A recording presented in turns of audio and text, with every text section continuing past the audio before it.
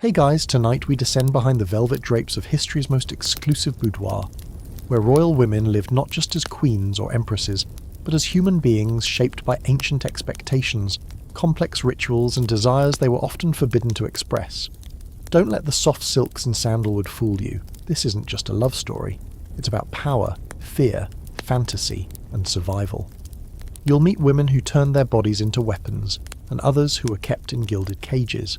Some ruled empires through pillow talk, others had no choice but to obey, while smiling from behind veils. Honestly, you probably won't survive this emotional rollercoaster unless your constitution is stronger than Henry VIII's marriage vows. So before you get comfortable, take a moment to like the video and subscribe, but only if you genuinely enjoy what I do here. And hey, tell me in the comments, what city are you in, and what time is it right now? Now, dim the lights, maybe turn on a fan for that soft background hum, and let's ease into tonight's journey together. You stand in the dusty heart of ancient Mesopotamia, maybe around 2500 BCE. The air is thick with heat and crushed myrrh, and the towering ziggurats of Ur cast long shadows over the baked clay streets. You squint past the crowds of merchants and priests, weaving through men with styluses tucked behind their ears and women with heavy kohl lining their eyes. And then, through the high gates of a palace guarded by stone lions, you glimpse her. She's draped in embroidered linen and golden cuffs, crowned not just by power, but by mystery. She's in Hedwana, the high priestess of the moon god Nana, daughter of Sargon the Great, and by all accounts the world's first named author.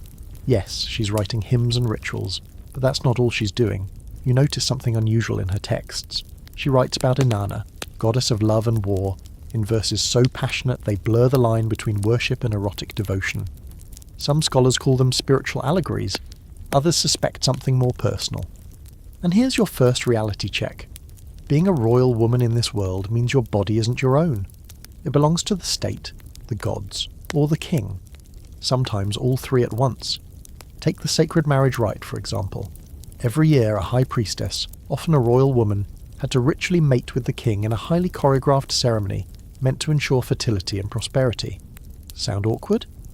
Imagine doing that in front of a temple full of nobles and priests nodding along like it's just another Tuesday.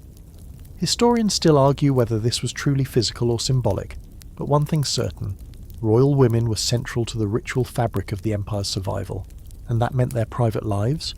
Not so private. You might expect queens to be pampered, but many were basically hostages.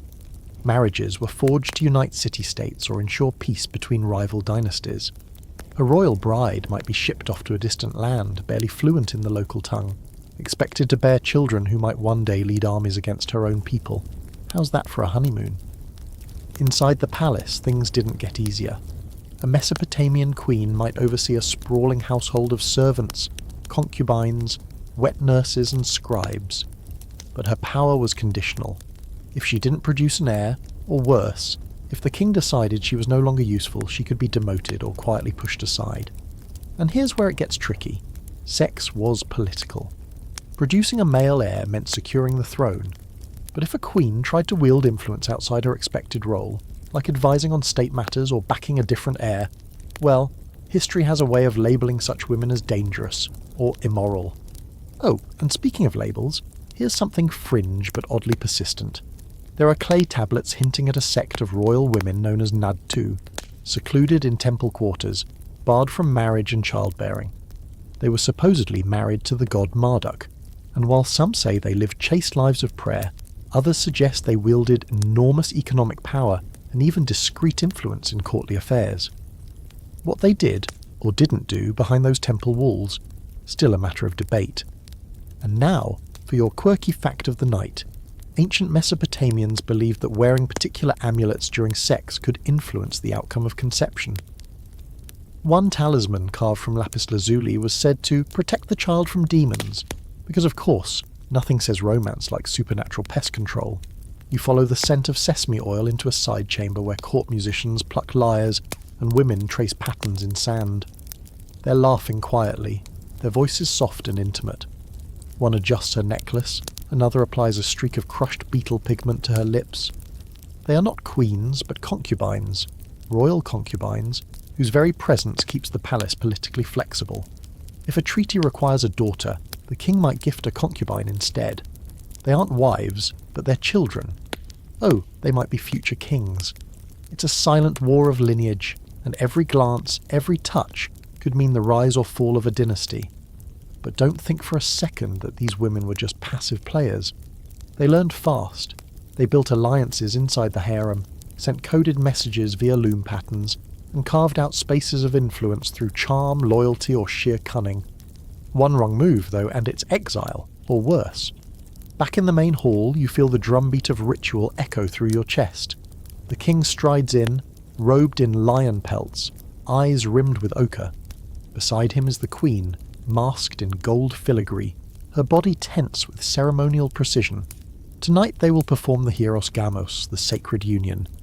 But you can't help wondering, do they feel anything beyond obligation? Is this ecstasy or exhaustion? Or maybe just a long, awkward stare while priests chant nearby? And this is the heartbreak at the core of so many royal women's lives. The constant negotiation between role and self. You might feel desire, jealousy, grief, but you must never show it. Everything is theatre, scripted by gods and governors, underpinned by myth. You drift out of the palace and into the market, past clay tablets stacked like books, each etched with laws and hymns. You think again of Enheduanna, writing her longing into hymns about the goddess. Was it truly divine devotion, or a woman using myth as the only language she was allowed to speak her truth? Historians still argue whether her poems reflect a private, even romantic yearning for Inanna, or if they're simply political performances meant to keep her in power.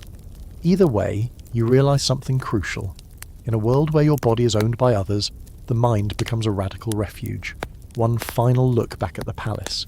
You see a shadow behind a lattice window, maybe the queen, or a concubine, or a priestess. You'll never know her name, but she saw everything. She heard the lies, she played the game, and somewhere in that grand illusion of empire she carved out something real, maybe even sacred. You barely have time to shake off the dry heat of Mesopotamia before the air thickens again, this time with the scent of lotus, musk, and something more elusive. You're in ancient Egypt now, drifting through time like a feather from Mahat's scale, and the golden sun bleeds over the Nile in liquid ribbons. The sky's peachy, the river's lazy, and the entire kingdom seems to hum with secrets.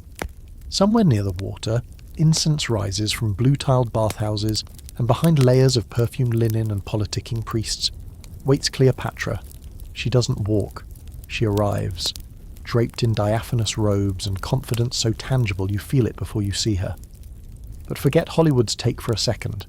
No asp coiled in cleavage, no British accent. She's much smarter than they ever gave her credit for. Fluent in at least 7 languages, including Egyptian, which most of her Ptolemaic predecessors didn't even bother with. Cleopatra knows the real power doesn't come from beauty alone. It's the mind, the voice, the timing, and yes, maybe a perfectly timed bath in milk and honey doesn't hurt either. But here's the reality check.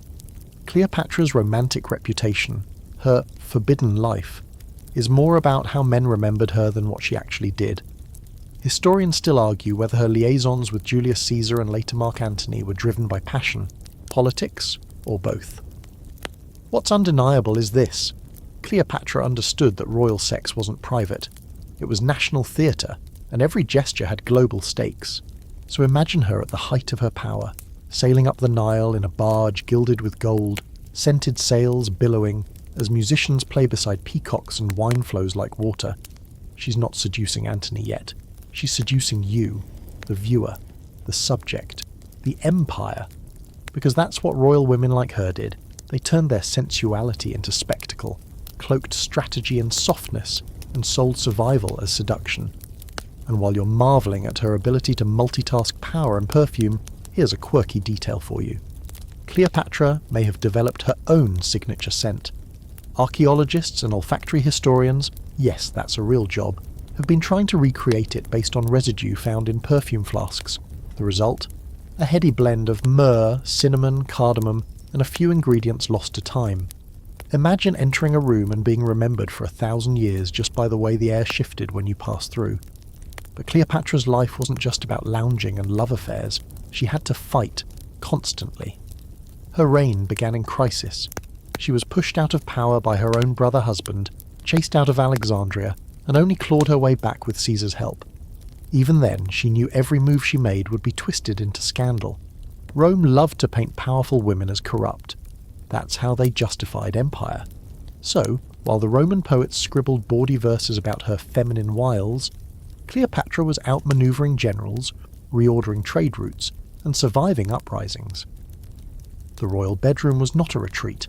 It was a war room, and Cleopatra didn't just lie with powerful men, she chose when and why to do so. With Caesar, it gave her political leverage and a son who might one day unite Egypt and Rome. With Antony, it was about forming a counterweight against Octavian, who was eyeing her throne. You think she was just a seductress? She was a strategist. She risked everything with Antony, and paid dearly for it. The two of them, by the way, were legendary for throwing extravagant feasts. We're talking entire walls coated in gold leaf, fish served on emerald plates, and guests sent home with jewellery hidden in bread rolls. There's even a story, part historical, part theatrical, that Cleopatra once dissolved a priceless pearl in vinegar and drank it, just to prove a point about her wealth.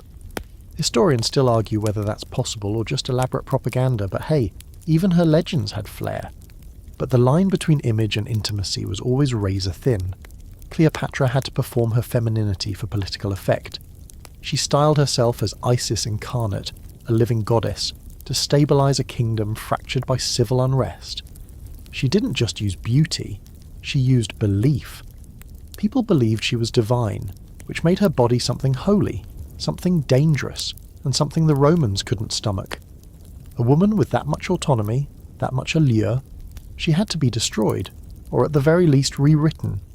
You're in her palace now. The torches flicker. The floor is cool underfoot, carved from imported alabaster. You hear papyrus rustle as her scribes record the day's movements, diplomatic talks, military shipments. But somewhere deeper in the palace, the noise drops away. There's a chamber curtained in dyed linen, walls painted with stars, the air warm with oil and shadow. This is her sanctuary, her domain. Maybe Antony's here, or maybe she's alone, planning her next move while the empire teeters outside. And that's the thing no one wants to admit. Royal women were rarely just lovers, they were leaders. But history, especially the kind written by victors, tends to wrap them in romance to dull their sharpest edges. You hear footsteps outside, the end is coming, Rome is closing in, Antony is dead by his own hand. Cleopatra, faced with capture and humiliation, chooses her own ending. Whether it was the infamous asp or poison hidden in a hairpin, historians still argue that too. What matters is that she decided. She didn't let Rome make the final move. Even in death she controlled the narrative. But the irony? The empire that sought to erase her couldn't stop talking about her. Poets, politicians, playwrights, they all couldn't resist reimagining her, rewriting her, either as a villainess or a victim.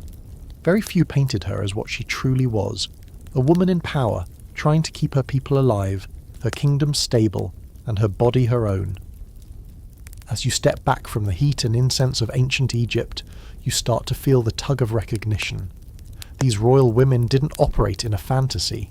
They worked within brutal systems, and sometimes bent those systems to their will. Cleopatra may be remembered as a seductress, but in truth she was something far more dangerous. A woman who refused to be passive. And maybe, just maybe, that's the most forbidden thing of all.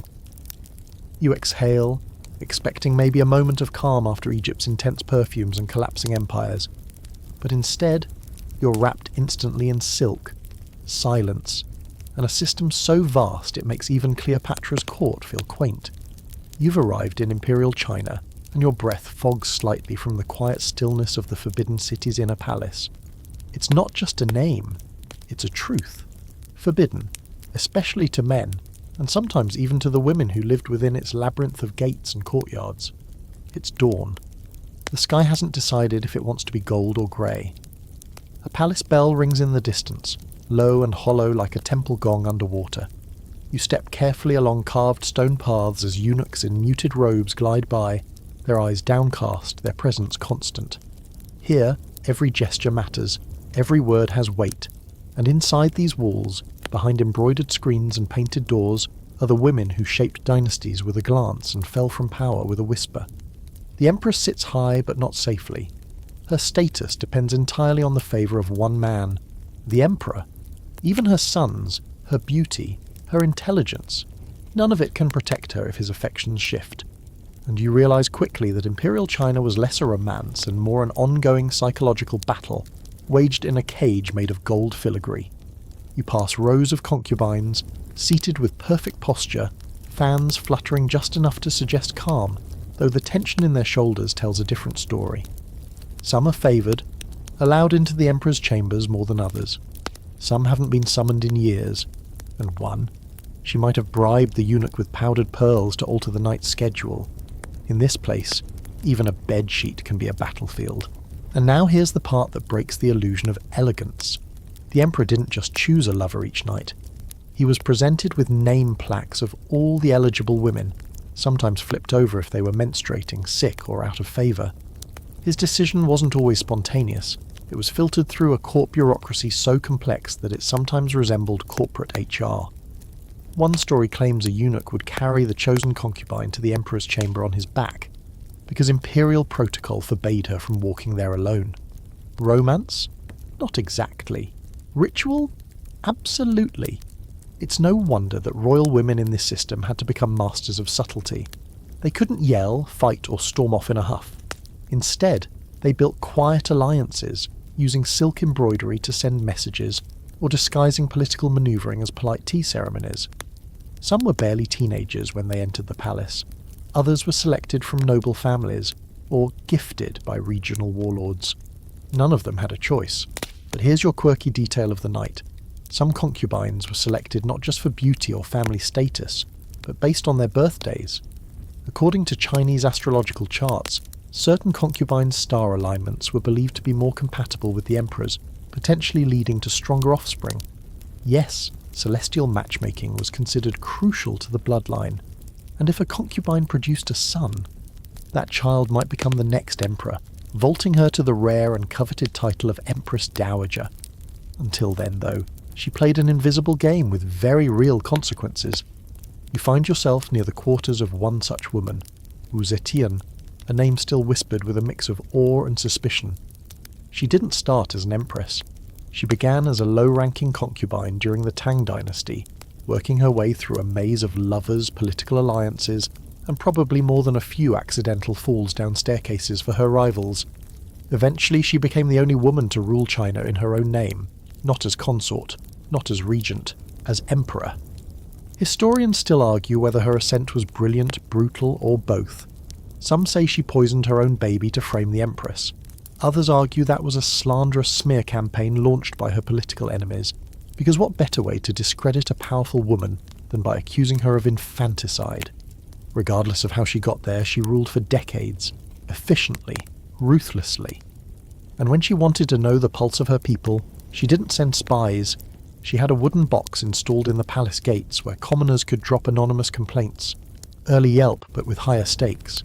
And yet, even Wu Zetian couldn't escape the double standards of her role. Her reign was constantly sexualized. Ancient sources obsessed over her private life, suggesting she kept a harem of young men or dabbled in scandalous affairs. There's no clear proof of this, but the rumours alone show you the pattern. When a woman claims male power, the first thing history questions is her virtue. Inside the palace, nighttime falls without warning. Candles flicker against rice paper walls and the hush deepens. You imagine the empress lying in her chamber, eyes open in the dark. Outside, her enemies smile and sip tea. Inside, she's plotting how to survive the next dawn. Because that's the quiet truth behind all the jade and silk. These women were playing a constant game of survival. Their worth could vanish overnight, undone by a rival's whisper or a son's failure. One concubine you overhear is reciting a poem. It's soft, lyrical, about longing and distance. But then you realise she's not just expressing sorrow, she's making a move. In the strict confines of the palace, poetry was one of the few allowed outlets for emotion. But emotion was power. A well-placed verse could shame an enemy, woo the emperor, or preserve your story when everything else is taken from you. And even that wasn't always enough. You learn about Consort Zhen, a favourite of the Guangxu emperor during the Qing dynasty. She was outspoken, stylish, and reportedly tried to support the emperor's modern reforms. But when the conservative Empress Dowager Cixi took back control, Jen paid the price. The story goes that in 1900, as the court fled foreign invaders, Cixi ordered Jen thrown down a well to prevent her from falling into enemy hands. Whether this is fully true or apocryphal is debated, but the symbolism is undeniable. A woman full of life, cast into silence. As you make your way back through the palace, the lanterns glow dimmer and the corridors stretch endlessly. You're not just walking through a building, you're walking through centuries of orchestrated quiet. Behind every screen, a secret. Beneath every embroidered sleeve, a plan. And inside every royal woman's smile, a calculation. Because in this world, your body might belong to the emperor, but your mind, that's where rebellion lives. Your feet barely make a sound on the polished wood as the hush of China fades behind you. And now, the air around you thickens with an entirely different kind of silence. Not oppressive, not frightened. Composed. Measured. You've stepped into the Heian court of Japan around the 10th century, and everything here feels like it's been designed to soften your senses. The walls are made of sliding paper screens. The light comes filtered through silk. Even the footsteps are whispers. This is a place where desire exists but never shouts. The Imperial Palace in Kyoto isn't a fortress of gold and stone. It's more like a floating dream. Low, wooden buildings connected by covered walkways, surrounded by gardens where the moonlight is considered a guest. And the women of this court, they're hidden but not powerless. Draped in junihito, 12 layers of silk, each dyed to harmonize with the season, their faces powdered white, lips like cherry blossoms. They move behind fans and curtains, speaking with their eyes and writing with their hearts. You're in the presence of one such woman now. Perhaps Fujiwara no Michitsuna's mother, or maybe the brilliant and enigmatic Murasaki Shikibu. You don't quite know, because in this court, names are often left unsaid, especially for women. They're referred to by the titles of their fathers, or husbands, or simply by poetic monikers. But that doesn't mean they're passive. Far from it. They're crafting the very fabric of court life, composing letters and poems that convey longing, disappointment, subtle flirtation, sometimes all in a single line. In this world, physical intimacy is rarely seen. It's implied. It unfolds over weeks of poetry exchanges, stolen glances through reed blinds, and perhaps finally a midnight visit under a moonlit veranda. And yes, there is sex here, but it's wrapped in ritual and secrecy. You don't just barge into someone's chambers. You compose a poem, wait for a reply, perhaps deliver a second verse with a fan tucked inside. If she invites you, you visit under the cover of night, leave before dawn, and write another poem. This isn't courtship, it's choreography. Now here's your quirky moment. In Heian Japan, women often blackened their teeth with a dye called ohaguro, and painted their eyebrows high on the forehead, far above where the natural brows would be. The ideal of beauty was entirely different from what you might expect. It wasn't about overt sexuality, it was about mystery, elegance, and layered meanings. Your appearance was meant to harmonize with the season, the poem, the mood. Think more haiku mood board, less mirror selfie. But make no mistake, behind all the elegance was a system that deeply restricted these women's lives. Royal and aristocratic women were secluded, both physically and socially. They lived in separate quarters, spoke to men through screens, and rarely left the palace unless for ritual or religious purposes. A noblewoman might live her entire life in a few dimly lit rooms, connected to the outside world only by letters, poetry, and gossip relayed by servants. She couldn't inherit land, hold official positions, or speak publicly at court. And yet, desire finds a way. You stumble into a scene so delicate you nearly miss it. A man has arrived at a woman's quarters. He leaves his carriage, walks past the plum trees in bloom, and stops before the screen. There's a rustle. A fan appears. A line of verse is exchanged. The woman remains hidden, but her reply is clever and tinged with humour. You catch the rhythm of it. Something about longing in springtime. Perhaps a double entendre about dew on early blossoms. The servant bows. The man is allowed to pass. That's how it happens here, behind curtains and metaphors. But don't get too caught up in the poetry, because the stakes were still high. A single liaison could define a woman's fate.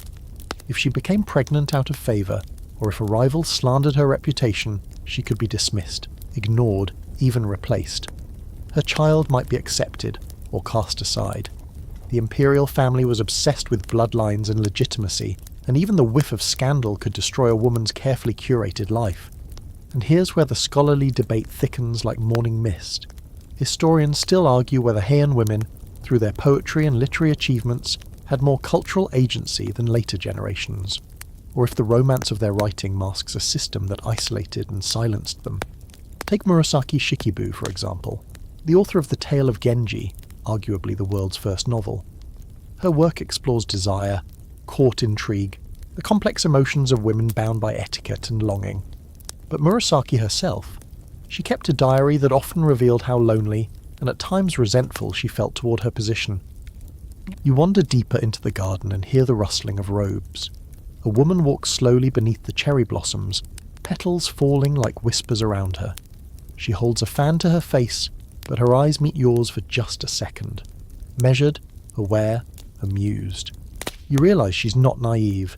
She knows exactly how this game works. Her poetry may speak of heartbreak, but her heart, it's armoured in silk and centuries of survival.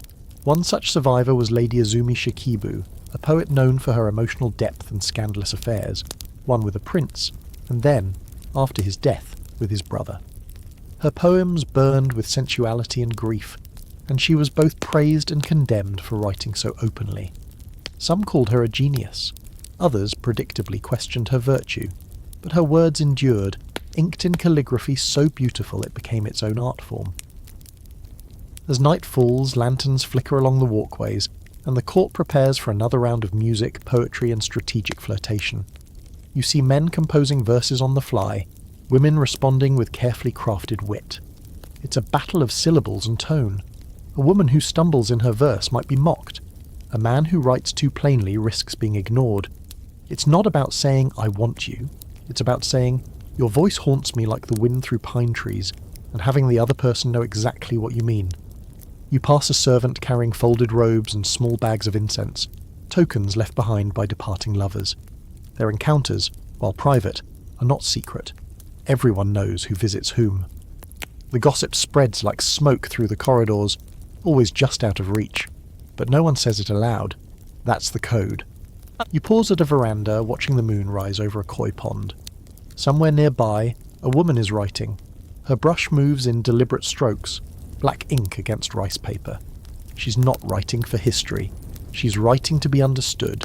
And in this world, that is its own kind of revolution. Because in the Heian court, love isn't shouted. It's slipped under the door on silk paper, folded like a secret and remembered forever. You barely notice the shift in scent before it wraps around you. Rosewater, sandalwood, and something sharper, more secretive. The muffled rustle of silk gives way to the deeper, heavier swish of brocade and fine muslin. You're no longer walking beneath the quiet cherry blossoms of Kyoto. Now you're stepping through a carved archway into the heart of the Mughal Zenana, the secluded women's quarters of an imperial Indian palace, where passion, politics and poetry are all spoken in a language older than the marble walls. The heat here is lush and sticky, held down by towering domes and corridors cooled with damp cloth and shadows. Peacocks cry in the courtyards beyond, their mournful calls echoing through the halls like gossip. You're in the Red Fort, or maybe Agra, or Lahore, it hardly matters. These are not mere buildings. These are worlds within worlds. The outer court is for men. The inner palace is for queens, concubines, female relatives, attendants, midwives, spies, dancers, teachers, tutors. And at the very top of this delicate pyramid, the Empress herself.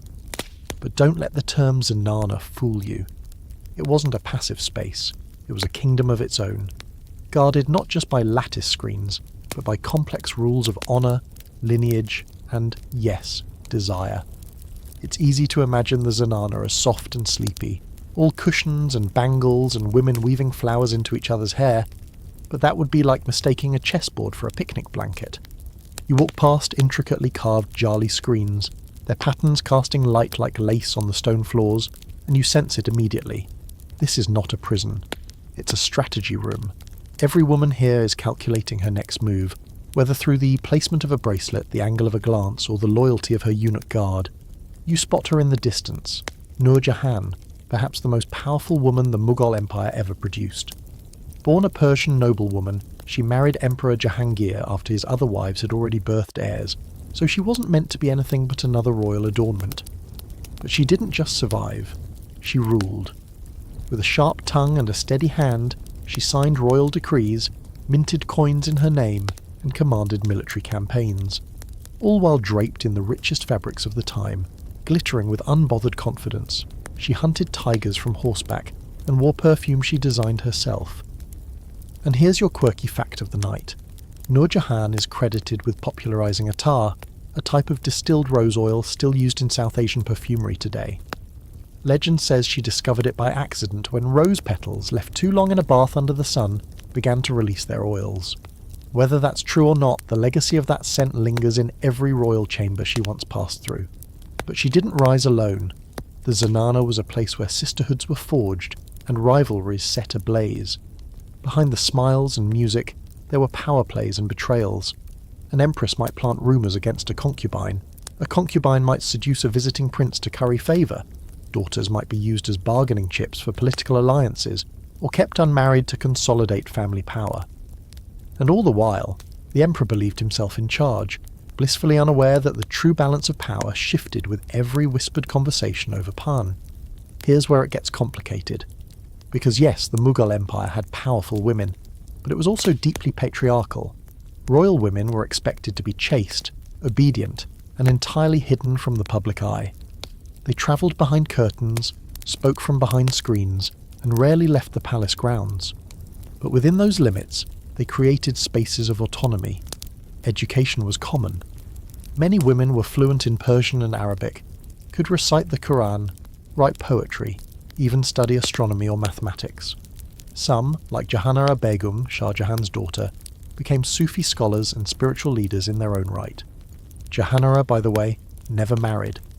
Historians still argue whether that was a choice, a punishment, or a strategic decision to remain in court politics.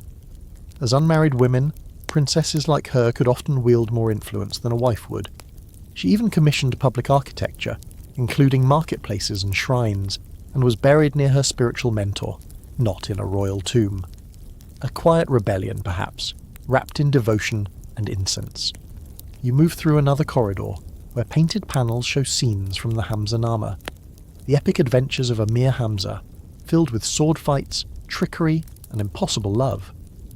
The women here grew up on these tales, stories that taught them how to navigate their own narrative. There's an erotic thread that runs quietly through it all. These were women trained in music, poetry, and the art of seduction, not just to please, but to survive. And here's something a little more obscure. One royal manual from the period actually included etiquette for sexual relations within palace walls. It wasn't just about pleasure, it was about control. Who had access to whom, when, and under what auspices. Some nights the emperor would choose a companion based on astrology or ritual necessity.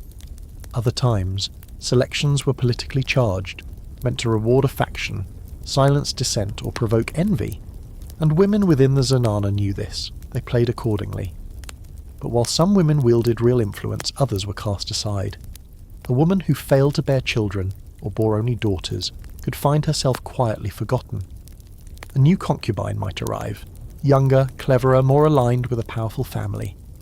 The Zenana didn't weep for such losses, it absorbed them. That was the rule. And yet affection bloomed in strange places. Between sisters, mothers and daughters, lovers and rivals, the seclusion bred intimacy. You imagine two women, alone in their shared quarters, reciting lines of Ghalib to each other, their feet brushing beneath a silk coverlet. There are no men here, no eyes to watch. For a moment, the performance fades. Something real slips through. But this too was dangerous. Women caught in same-sex relationships, though rarely publicly punished, were often relocated, separated or silenced. There's little record, just hints in poetry, sudden gaps in diaries, unusual transfers between palaces. The Zenana saw all and remembered nothing. The night here smells of sandalwood and jasmine. The cool breeze is filtered through perfumed cloths hanging in the windows. You sit for a moment on a cushion under a painted ceiling and realize this was more than a prison. It was a crucible.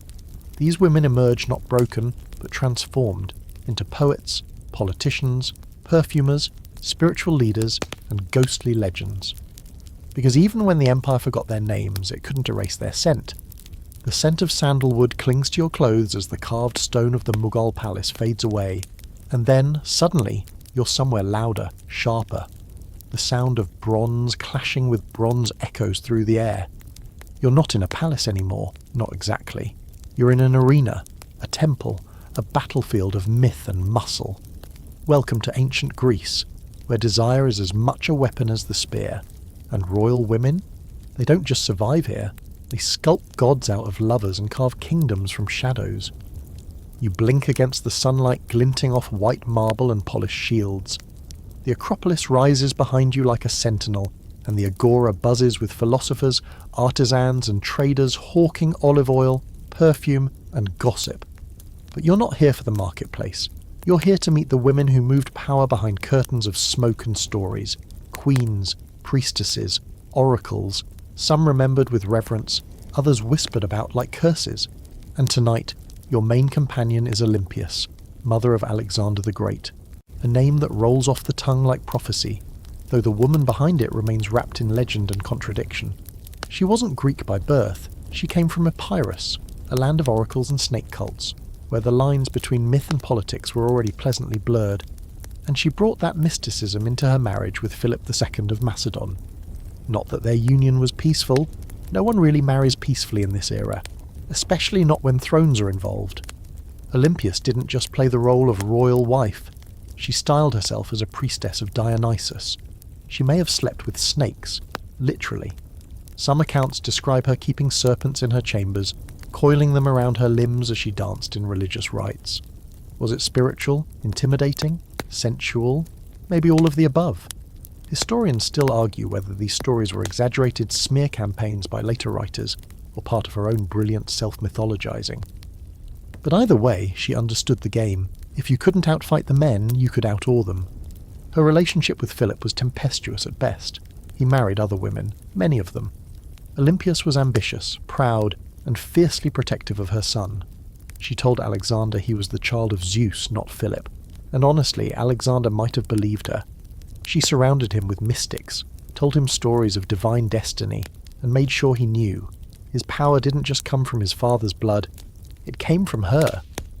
Now here's your quirky fact for the night. Ancient Greeks had actual handbooks on sexual etiquette. The Aristotle's masterpiece, a popular medieval text misattributed to Aristotle, wasn't Greek in origin but claimed to be, and it includes all sorts of bizarre advice on fertility, positions, and gendered behaviour. While it came much later, it reflects an ongoing obsession with categorising and controlling sex, especially royal sex. Because who a king or queen slept with wasn't just salacious, it was strategic. You stroll through a painted colonnade, passing statues of women in flowing chitons. Most are anonymous, labelled only as wife of, daughter of, or devotee. That's the thing about ancient Greece. Despite their reverence for goddesses, real women were often kept under strict control. Legally, Athenian women couldn't own property, vote, or even go out alone. Their bodies were treated as vessels, tools to produce legitimate heirs and form alliances between families. Love, optional, fertility, mandatory. But royalty could bend those rules, especially when aligned with religion. The temple priestesses of Aphrodite in Corinth, for example, were rumoured to be sacred prostitutes. Wealthy men would offer gifts to the goddess and spend the night with a priestess, who was seen not as a common courtesan, but as a conduit to divinity. Now, whether this was religious ecstasy or convenient male fantasy, historians still argue. But the concept stuck. Sex, sanctified, was powerful. Back in Macedon, Olympias was already planning her endgame. When Philip was assassinated, possibly with her involvement, she made sure Alexander's claim to the throne was secure. And when he set off to conquer the known world, she didn't sit back and embroider in the sun. She governed in his name, purged enemies, and maintained tight control over court politics. But her ambition eventually devoured her. After Alexander's death, the empire fractured. Olympias tried to install her grandson as king, clashed with rival generals, and orchestrated more assassinations. It didn't work. She was eventually captured, denied food, and executed. No more snakes, no more incense, just the silence that follows a long, terrifying reign. And yet her legacy slithers on. You cross a sunlit courtyard and hear laughter, sharp, intelligent, and definitely unbothered. There's another queen waiting to be noticed, Arsinoe II, a Ptolemaic ruler in Egypt several generations after Alexander. She married two of her brothers, political marriages of course, and was crowned co-regent. Her face appeared on coins alongside her husband's, a rare honour. Her influence was so profound that later queens adopted her name like a brand, invoking her memory to shore up legitimacy. Arsinoe wasn't the only Greek woman who blurred the lines between sister, wife and ruler. The Hellenistic world was filled with queens who used marriage as a tool, not just a tradition. Royal incest, shocking to us, was a well-oiled political strategy. Keep the bloodline pure, keep outsiders out, keep the throne in the family, literally. But were these women trapped by the system, or manipulating it from the inside? That's the question with ancient Greece. For every woman hidden away in a gymnasium, the women's quarters, there was another using that very isolation as cover for quiet rebellion, writing poetry, corresponding with philosophers, plotting behind fans. One final walk through the Stoa and you're hit with the scent of olive oil, crushed mint and burnt offerings. The erotic and the sacred intertwined constantly here. Statues of Aphrodite adorned both temples and bedrooms. The philosopher Diotima taught Socrates about love, not just physical, but spiritual. But her own existence? Debated. Maybe she was a real woman, maybe a literary device. Either way, she represents a thread of feminine power that philosophers could not quite erase. And that's the tension you feel here. Greek culture worshipped goddesses of love, war, and wisdom. Aphrodite, Athena, Artemis. But real women? They were veiled, controlled, and silenced. Unless they were royalty, unless they were cunning, unless they were a little bit divine themselves. As the sun sets behind the marble ruins, you glance back at the fading shadow of a woman wrapped in snakes, lips parted in silent prophecy. You realise you never really met the real Olympias, or Arsinoe, or Diotima, but you felt them, their sharp edges, their strategies, their silence like the moment before thunder. Because in ancient Greece, the forbidden lives of royal women didn't just exist behind closed doors. They existed in footnotes, in statues with missing names, in temple walls and love poems that somehow outlived empires. And if you listen closely enough, you'll hear them still, coiling around the margins of history, whispering their stories into the cracks of stone. You barely have time to shake the dust of Delphi from your feet before the floor beneath you shifts, from sunlit marble to cool, blood-slick stone. Rome, now. And not the clean marble Rome of textbooks, no.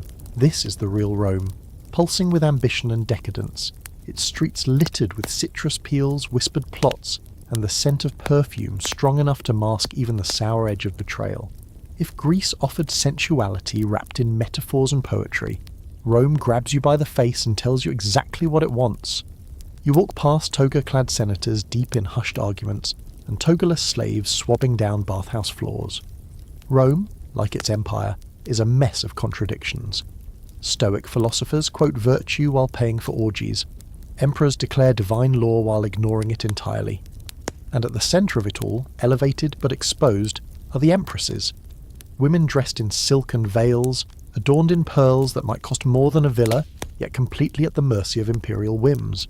Well, unless they figured out how to turn the system inside out. You've heard the name Livia Drusilla, right? Wife of Augustus, mother of Tiberius, grandmother to half the next generation of power-mad emperors. History painted her as either the model Roman matron or a scheming poisoner, depending on which dusty scroll you blow the cobwebs off. But Livia didn't wield daggers.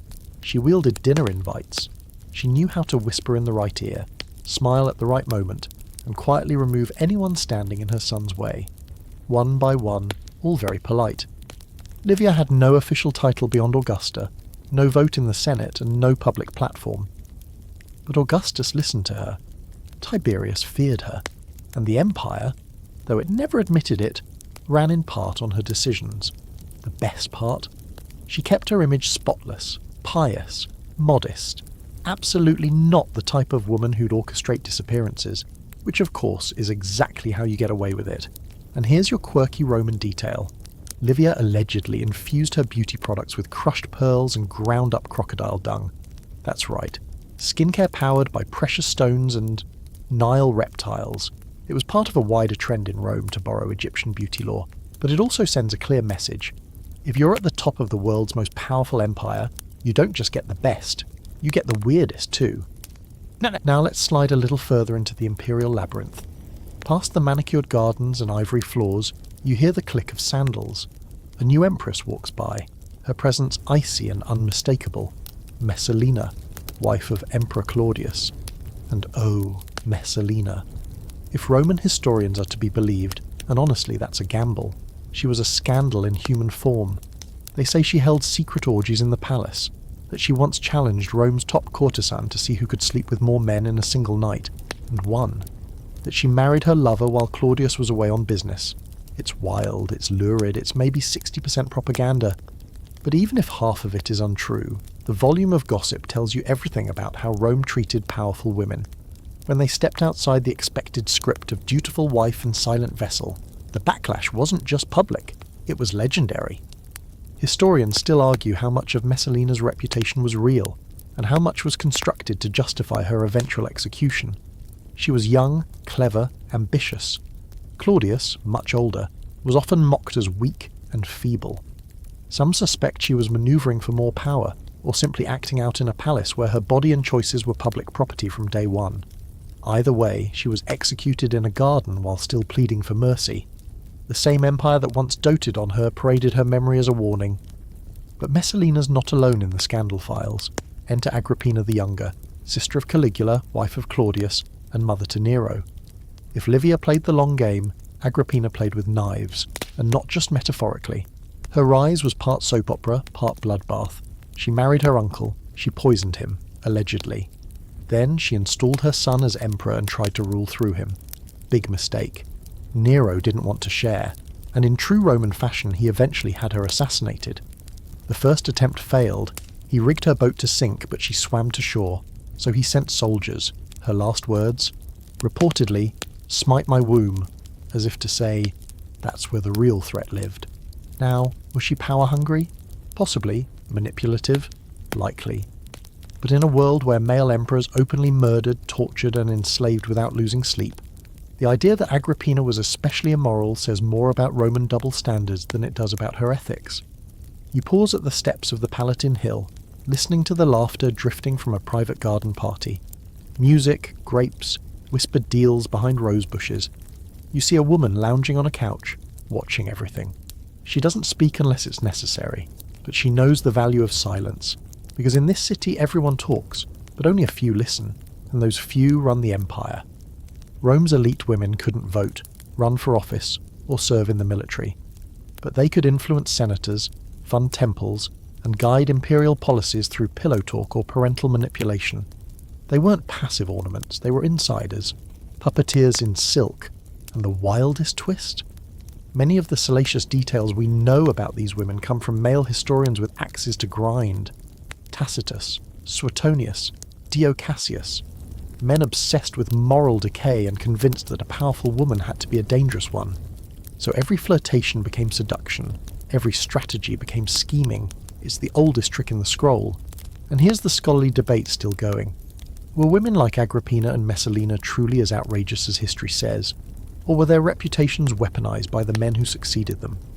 Did Roman society create these monsters, or just invent them to make later regimes look more stable? As usual, truth and narrative got tangled in the same laurel wreath. Night falls fast in Rome, and now the torchlight flickers across mosaics showing Venus rising from the sea, Mars dripping with sweat, Bacchus tumbling with nymphs. Even the gods, it seems, can't keep their robes on, and you realise something unsettling. The empire wasn't just tolerant of sexual excess, it revered it, as long as men were in charge of it. Women? They were allowed to be sexual only if it served a story, a myth, a cautionary tale. Their pleasure wasn't the point. Their power, especially if it mixed with desire, was considered dangerous. As you wander back through the halls of yet another empress's empty villa, you realise something else. Every bedroom here was both a sanctuary and a stage. Every queen played her part, or paid the price. Some lasted decades, others barely a season. But all of them left fingerprints on the marble, even if their names were later scraped from it. Because in Rome, your legacy was never your own, especially if you were a woman who dared to want. The torches of Rome flicker out behind you, and now everything glows differently. The gold here is softer, more sacred, less a symbol of conquest and more a shimmer of divine approval. You've stepped into the hushed opulence of the Byzantine Empire, and nothing moves quickly here. Everything, from politics to pleasure, is wrapped in velvet layers of ceremony, incense and relentless symbolism. Even the way people breathe seems rehearsed. You're not just in a palace, you're in a theatre built for God and Emperor, and every woman behind its curtains knows exactly how her script must read, or risk vanishing from the stage entirely. You find yourself walking beneath mosaics so intricate they shimmer like oil in water. Gold tiles, tiny as fingernails, arranged into glowing halos around the heads of saints, emperors, and empresses. The Hagia Sophia looms nearby, not just a church, but a cosmic dome meant to mirror heaven itself. You hear faint chanting in the distance, and somewhere beneath it, the rustle of silk slippers brushing across marble. Someone is watching you from behind a carved screen, hidden, but entirely in control. She emerges, eventually. Or maybe you were led to her. Either way, you're now in the presence of Theodora, the most infamous empress the Byzantine Empire ever produced, and one of its most misunderstood. Her legend is scandalous, sacred, and heavily footnoted with the phrase, "historians still argue." Because Theodora's early life? It's a mystery dressed as a rumour. She may have started as an actress. And in ancient Constantinople, actress didn't mean Oscar-worthy performances. It meant performing risque plays, often in the nude, often implying sex work. Procopius, the empire's unofficial gossip columnist disguised as a historian, claimed Theodora engaged in shocking acts on stage. He also said she reformed herself, converted to monophysite Christianity, and caught the eye of Emperor Justinian, and that's when her story really begins. But here's the twist. Procopius also wrote 2 accounts of her, one glowing, one scandalous. He praised her in public and destroyed her in private. Which version was true? Or more true? Scholars debate it still. What no one doubts is that Theodora rose from absolute obscurity to co-rule an empire, changed laws protecting women, and possibly saved the throne itself during the Nika riots, by refusing to flee when Justinian wanted to run.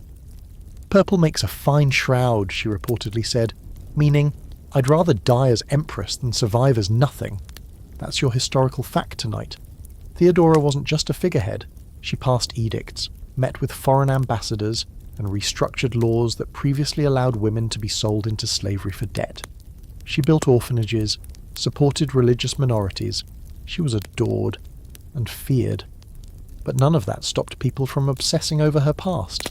Even centuries later, she's remembered less for her political genius and more for her rumoured early performances. It's the same script. Once a woman has owned her body, publicly or not, the world never quite lets her reclaim it. The palace itself, known as the Great Palace of Constantinople, was an architectural jigsaw of chambers, private courtyards, mosaic-floored halls, and secret tunnels. And within it, the imperial women's quarters. Not quite a harem in the Ottoman sense, but still secluded, monitored, and heavily politicised. Daughters of noble houses, foreign princesses sent for alliances, high-born widows, all living together in an environment wrapped in icons and layered tension. You walk past a painted wall and glimpse a woman cloaked in imperial purple, not the blinding red of Roman generals, but a deep solemn shade only the emperor and empress could legally wear. Yes, legally. In Byzantium, colour was law, style was strategy. A wrong fabric could be interpreted as rebellion. So when Theodora stepped out in her court robes, dripping in pearls, her image reflected both glory and surveillance. Everyone looked, everyone whispered, and here's your quirky detail of the night. The Byzantines were obsessed with etiquette to a degree that makes modern red carpet events seem chill. Court ceremonial texts included exact instructions for how to greet the empress, how many paces to walk behind her, even what facial expressions were appropriate during audiences. Smile too much. Suspicious. Don't smile at all. Treasonous. The whole system was a dance, and the women at court performed every step perfectly, or disappeared. You pass another figure in the hallway, Zoe, Empress of the 11th century, who technically ruled with 3 husbands and 1 adopted son, all of whom either died mysteriously or were strategically sidelined. She was in her 60s when she took the throne in her own name, a rare act of defiance in a court that preferred its women ornamental and obedient. Her reign was a mess politically, but Zoe made no apologies for her indulgence. She spent lavishly on perfumes, jewels, and religious relics. She had her own bathhouse built, allegedly infused her linens with rose oil, and insisted on being painted with divine features in mosaics. Zoe also shared the throne with her sister Theodora. Yes, another Theodora, who was more conservative, shrewd, and popular with the commoners. The two ruled together for a while, reluctantly. Imagine that. Two aging sisters, scarred by decades of palace intrigue, trying to balance power in a court full of men who expected them to smile, fade, and die quietly. They didn't. They ruled until the very end. But even among all this opulence, these women weren't free. Not really. Byzantine law still treated women as legal minors in many ways. They couldn't inherit land easily. Their marriages were arranged by male relatives. Their lives, no matter how elevated, were always under the imperial microscope. And yet here's the debate that still lingers among scholars. Did the spiritual power of the Empress, her alignment with the Virgin Mary, her role in rituals and diplomacy, give her more authority than her Roman or even later European counterparts? Or did it simply mask the ongoing restrictions with a gilded theological bow? Byzantium loved a paradox. The air in the palace thickens with incense and candle smoke. You hear the low chanting of vespers echoing through a distant chapel. Somewhere, a servant sprinkles rosewater on the Empress's floor, not for sanitation, for scent, so that even her footsteps are cloaked in holy fragrance. You realise that for these royal women, everything was performance, holiness, beauty, silence, even survival. You step into a final chamber and notice a mosaic, an empress flanked by angels haloed in gold, her eyes enormous, her mouth tiny, her body stiff and timeless. She doesn't look like she's breathing. She looks like she's already myth. Maybe she always was. Because in Byzantium, once you've been elevated to icon status, you no longer get to speak for yourself. The incense of Constantinople still lingers faintly in your clothes as the walls shift around you. Stone giving way to timber, smooth marble traded for rough hand-carved beams. There's a cold draught now, heavy with the scent of pine smoke and iron. The silence is different here, not ceremonial, watchful. You've stepped into the frozen dusk of the Viking Age, and the air itself seems to brace against your arrival. Welcome to the north, where queens do not sit quietly with downcast eyes. They stand beside men on ships, steel at their side and secrets in their blood. You're in a longhouse now, somewhere in what is modern-day Norway or Denmark. The fire crackles in the centre pit, casting flickering shadows against woven tapestries and horncups. Outside, snow falls softly over a burial mound. Inside, a woman sharpens a blade. She doesn't look up, she doesn't need to, she knows exactly who you are, and more importantly, where you stand. This isn't the kind of royal court you've seen before. There are no gold-threaded gowns or perfumed gardens. Here, power isn't something handed to you in a velvet-lined chamber. It's earned, sometimes stolen. And Viking queens, they didn't wait around for a coronation. They ruled through war, through alliance, and often through sheer audacity. Take Queen Ossa of the Yngling dynasty, for instance. The sagas describe her as cunning and determined. After her husband, King Gudrud, tried to force her into marriage and killed her father in the process, she played the role, married him, gave him a son, then waited. One night she had him assassinated in his bed, claimed his lands, and ruled as Queen Regent for her young son, Halfdan the Black. You know, just your average goodnight sweet king moment, followed by a multi-year reign. And while we're on the subject, here's your quirky historical tidbit. Viking women, especially noble ones, were often buried with weapons. Not decorative ones.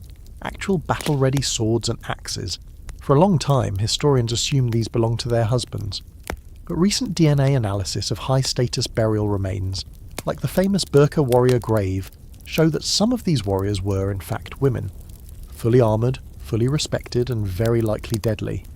That challenges a lot of old narratives, doesn't it?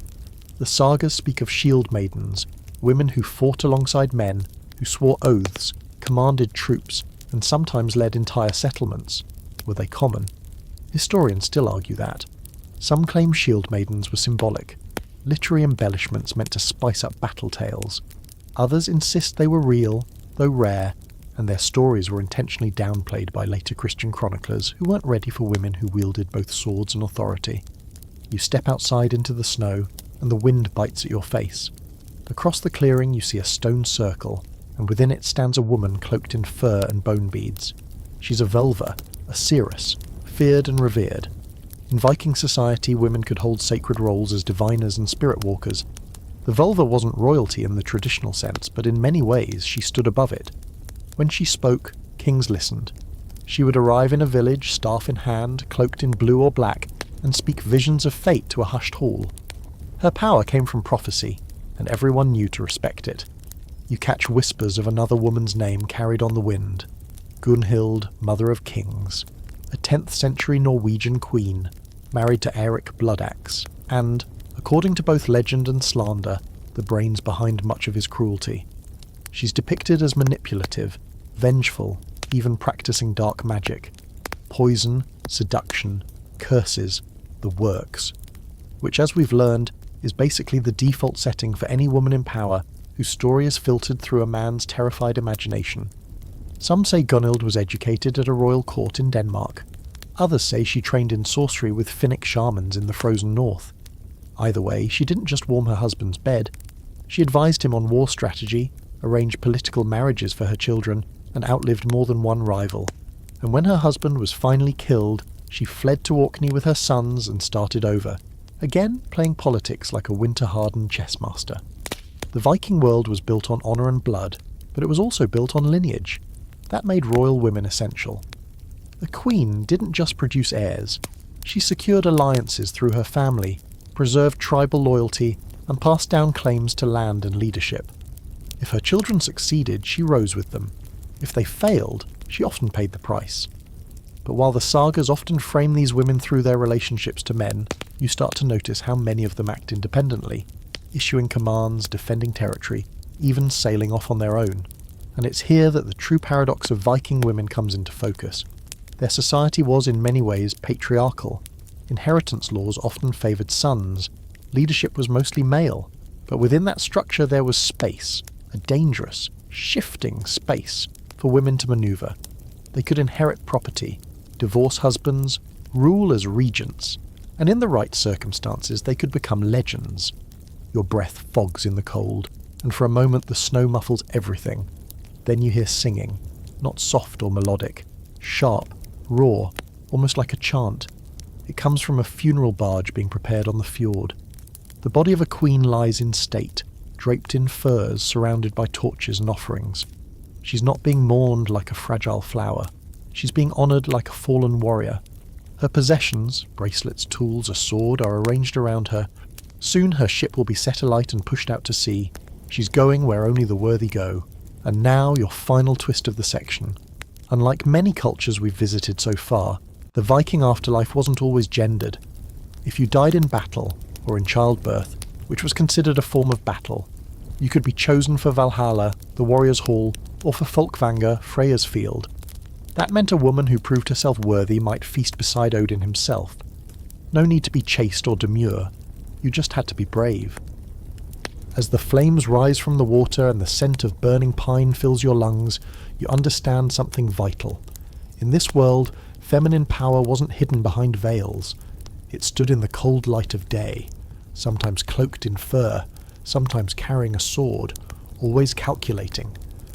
Because in the Viking world, queens didn't just keep the hearth. Sometimes they lit the fire and watched empires burn. You move away from the biting wind of the north, and it's almost a shock to feel stone beneath your feet again, hard, cold, and unrelenting. The architecture tightens. The air gets heavier. Welcome to medieval Europe, where castles loom over bleak hills and everything smells faintly of damp wool, burning tallow, and the crushing weight of duty. You're inside thick walls now, high towers, heavy doors, and little privacy. These are the gilded cages of queens. They're wrapped in velvet and draped in jewels, yes, but make no mistake, this is a prison built with politeness and God. This world does not whisper about sex. It condemns it, then quietly thrives on it. Desire is both a sin and a negotiation tactic. Virginity is weaponized, and love entirely optional. Your worth, as a royal woman is determined by whether you can bear sons, not just children, sons. Everything else is icing or heresy. You glance around the castle. The tapestries tell stories of saints and dragons, but there are stories they don't show, like the one unfolding behind a heavy oak door, where a young noblewoman, barely more than a child, has just been married to a man twice her age, who smells of horses, wine and blood. He has lands. She has a womb. That's the deal. And she's supposed to be grateful. Meet one of your ghostly guides for the night, Eleanor of Aquitaine. Born in the early 12th century, she was everything this world couldn't quite handle. Educated, wealthy, politically shrewd, and entirely unbothered by the expectation to play docile. She was first Queen of France, then Queen of England, and mother to 10 children, including Richard the Lionheart and King John. That alone should have secured her a legacy as a living saint. Instead, she was often criticised for being too involved, too political, too worldly, too much. Eleanor wasn't just a consort. She led armies during the Second Crusade, she managed vast estates, and, gasp, she had opinions on state affairs. But most scandalously of all, she left her first husband, Louis VII of France, after 15 years of a reportedly chaste marriage, and married Henry II of England just 8 weeks later. People talked. Some said she'd had affairs, others whispered she was cursed. Historians still argue whether her swift remarriage was political brilliance or impulsive rebellion. But they agree on one thing. She was done playing by other people's rules. And here's your quirky detail. Eleanor is often credited with helping to popularise the concept of courtly love, those romantic, poetic traditions of knights longing for unattainable noblewomen, often chaste in theory, but very much not in practice. It's unclear whether she invented the idea or simply sponsored the poets who did. Either way, she knew how to package desire in verse and veil it with virtue. A medieval queen's version of plausible deniability. But Eleanor was the exception. Most royal women in medieval Europe had far less freedom. Take Isabella of France, known later as the She-Wolf of France. She married Edward II of England in the early 14th century, and her story is not for the faint of heart. At first, she played the role perfectly. Beautiful, diplomatic and submissive. But as Edward's affection for his male favourites became painfully obvious, Isabella's position weakened. Her household funding was cut, she was humiliated at court, and eventually she struck back, with a lover of her own, Roger Mortimer, and an entire rebellion. Isabella invaded England, deposed her husband, and ruled in her son's name, for a while. But even in power she was branded a villainess, accused of murder, adultery, manipulation. The worst thing she did? Claim control. And like every woman in power before her, she was forced to wear that as a permanent scar. You wander through a cathedral now, vast and echoing, where a queen kneels in prayer. Not for her sins necessarily, but for her survival. God is always watching in this world. But so is the court, and the two don't always agree. A queen may be expected to be devout, but she's also expected to be fruitful. That's where the pressure lives, not just in her faith, but in her fertility. The church, meanwhile, regulates her body with chilling precision.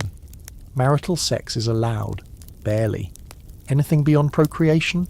Dangerous. Women were considered the spiritual descendants of Eve, inherently more sinful, more carnal. So if a royal woman expressed pleasure, or agency, or even style, scandal was never far behind. Some queens wore it like armour, others were buried in it, and the gossip, oh, it never stopped. From the Lady of the Lake to Guinevere, the legends of this era loved to use women as cautionary tales. Loyal, idealised, ambitious, demonised, lustful, burned. Yet behind closed doors things weren't so chaste. Royal courts were seething with secret affairs, bastard children, and whispered seductions, love letters written in Latin, lockets hidden in bodices, priests paid to look the other way. Because while the public performance was virtue, the private reality was far messier. Which brings us to Marguerite of Burgundy, married to Louis X of France. She was accused, along with her sisters-in-law, of adultery in what became the infamous Tour de Nesle affair. The evidence, dubious at best. But she was imprisoned and died, possibly strangled, before her husband remarried. Some historians think the entire scandal was fabricated to remove unwanted wives. Others suggest it was a real affair that just got out of hand. Either way, the women paid the price, always. You're led down into a dimly lit solar, the private chamber of a noblewoman. She's older now. Her hands are rough from embroidery. Her hair is braided back in the style of the court, but her eyes, they're sharp. She's writing a letter, not to a king, not to a priest, to another woman, perhaps a friend, perhaps something more. That kind of relationship couldn't be spoken of openly, but it existed, in glances, in poetry, in shared rooms, in a world where men were often absent at war, and women were left to find solace in each other. Medieval queens rarely had public autonomy, but that didn't stop them from finding private pockets of rebellion. A hidden pregnancy, a coded prayer, a quietly switched heir. Yes, that happened more than once, allegedly. And even if they didn't rebel, many endured lives so tightly controlled, they might as well have worn shackles beneath their silks. And so, as you walk once more through the corridors of these icy castles, past tapestries that depict saints slaying dragons and queens kneeling in prayer, you start to understand the subtle shape of their resistance. It was never loud, never open, but it was constant. A raised eyebrow in council, a hush after curfew, a kiss never spoken of again. Because in medieval Europe, queens may have worn crowns, but they survived by mastering the art of silence. The torches of medieval Europe flicker behind you, and now you're somewhere warmer, but no less tense. The architecture becomes more rigid, more geometric. The light filters through stained glass and carved wood screens. You're in the court of Isabella of Castile, and this world doesn't make room for softness. The stone beneath your feet feels polished, exact, as if it's been scrubbed not just clean, but pure. Welcome to the 15th century, where one queen will rewrite the fate of a continent, one royal bedchamber at a time. Isabella is not a fantasy. She is flesh, bone, and flint. You can see it in the way she walks, measured, chin high. Her marriage to Ferdinand of Aragon wasn't just a royal match. It was a merger, the uniting of two kingdoms that would become the foundation of modern Spain. But if you imagine it was a love story, with guitar serenades and long sighs under moonlight, adjust your expectations. This was bedroom diplomacy, the kind where children are conceived like treaties, and affection is secondary to strategy. You walk through the halls of the Alhambra, a Moorish palace soon to be stripped of its soul. The Reconquista is almost complete. Isabella and Ferdinand will drive the last Muslim rulers out of Spain. They'll expel the Jews, fund Columbus, and lay the foundation for centuries of empire and conquest. But behind all of this, behind the soldiers, the edicts, the symbols of Christian glory, there is Isabella, balancing the sword and the veil. She isn't a pawn in her husband's game, she's playing her own, and she's winning. Isabella understood the power of image. She cultivated her identity as the Catholic queen, devoted, modest, austere, but never weak. Her court was both religious and political. Her body was royal property, yes, but one she used carefully.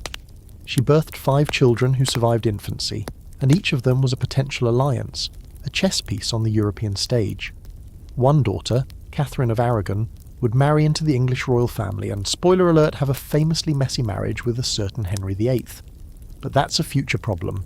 For now, Isabella is managing her present with razor-sharp precision. Now for your quirky fact of the night. Isabella reportedly maintained such modesty that she insisted on being buried in her travelling clothes, not regal robes, and that her tomb be plain and humble. No gold, no ostentation, just a stone coffin and a prayer. But don't let the humility fool you. The woman funded a transatlantic voyage that changed the world. She burned heretics at the stake. She crafted an empire in the name of purity and conquest. And here's where the story starts to sting. Because for all her power, Isabella's sexuality was never her own. Not really. It was filtered through religion, reproduction, and rhetoric. She had to be fertile, but not seductive. Holy, but not cold. Powerful, but not masculine. If she slipped too far in any direction, the balance shattered. Historians still argue whether she genuinely believed in the policies she enforced, like the brutal Inquisition, or whether she saw them as tools to consolidate control. Either way, the consequences were real and often fatal. You step into her private chapel. The silence is thick and the air smells of wax, incense, and long, sleepless nights. Here, she prayed for sons, for Spain, for victory. You can almost see her kneeling, forehead pressed to her clasped hands, whispering secrets even Ferdinand wasn't allowed to hear, because this is where Isabella kept the part of herself the world was never meant to see. And still, it leaked out. Rumours swirled during her reign, as they always do, that she was cold, that she ruled her husband, not the other way around, that she had favourites among her female courtiers, relationships that blurred the lines between companionship and something more. There's little evidence, but plenty of speculation. And speculation, especially when applied to powerful women, tends to carry more weight than truth. You pause at a window overlooking the gardens, which were once lush with Moorish architecture and now bear the mark of conquest. Isabella's reign was about control, over religion, over land, over bodies, including her own. She set a template for queenship that many would try to follow. Be devout, be prolific, be commanding, but never too bold. And never suggest you enjoy your own power, but just because she played the game well doesn't mean she didn't sometimes dream of breaking it. In one of her surviving letters, she writes about her marriage in curiously neutral tones, praising its usefulness, noting its benefits. Not love, not longing, not even partnership, just utility, which tells you everything. Because even a queen had to treat intimacy like a negotiation. You walk further into the palace, where portraits line the walls, each one a woman in stiff posture, high neckline, blank expression. You know they weren't blank inside. Some were burning with resentment, others brimming with ambition, but they learned to press those feelings deep beneath layers of brocade and bloodline. And somewhere deeper still lies the real cost of it all.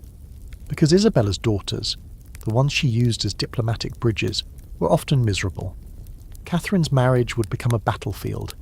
Joanna, known later as Juana la Loca, or Joanna the Mad, was married to Philip the Handsome, a man she adored and who betrayed her constantly.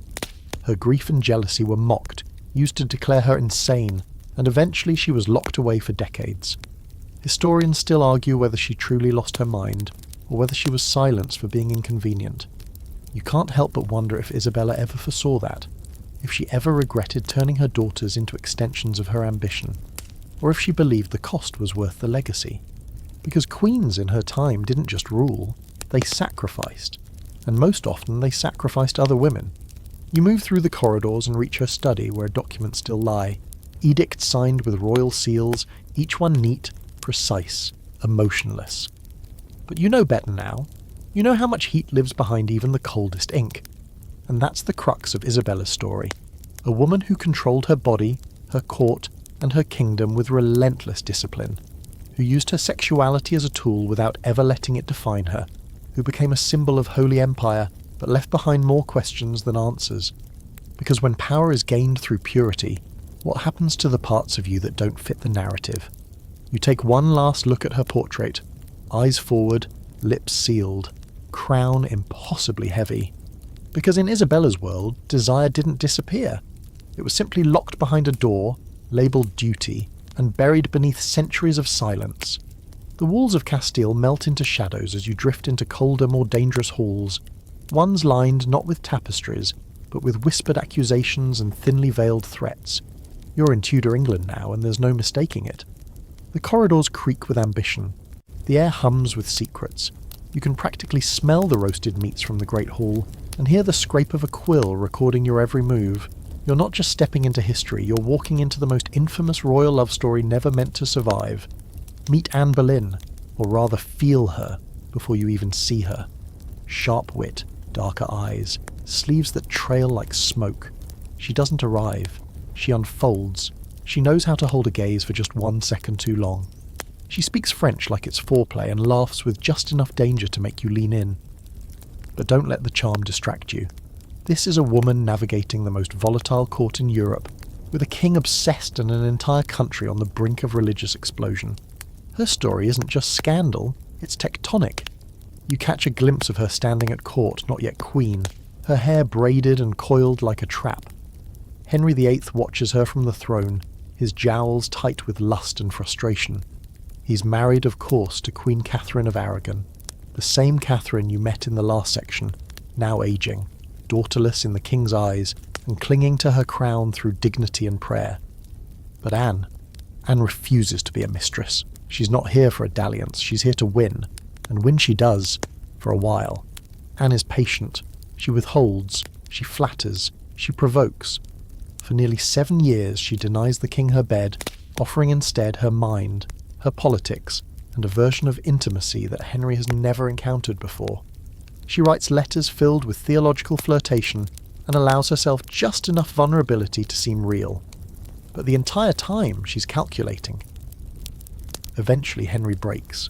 He doesn't just divorce Catherine, he breaks from the Catholic Church. He tears England away from Rome, appoints himself head of a brand new church, and marries Anne in secret. She is crowned queen, the first commoner to wear the English crown in her own right. It should be a triumph. But Anne's ascent is built on firewood, and everyone at court can smell the smoke. You should know this, though. It wasn't all manipulation. Anne believed in reform. She read Tyndale, supported Protestant ideas, and saw herself as a new kind of queen, intellectual, pious, and unafraid to question the old order. She brought court culture alive with music, poetry, and conversation. She bore Henry a daughter, Elizabeth, who, in time, would become England's greatest monarch. But in that moment, she was supposed to be a boy, and everything Anne had promised, security, legitimacy, divine favour, fractured with the sound of a newborn's first cry. Now for your quirky fact of the night.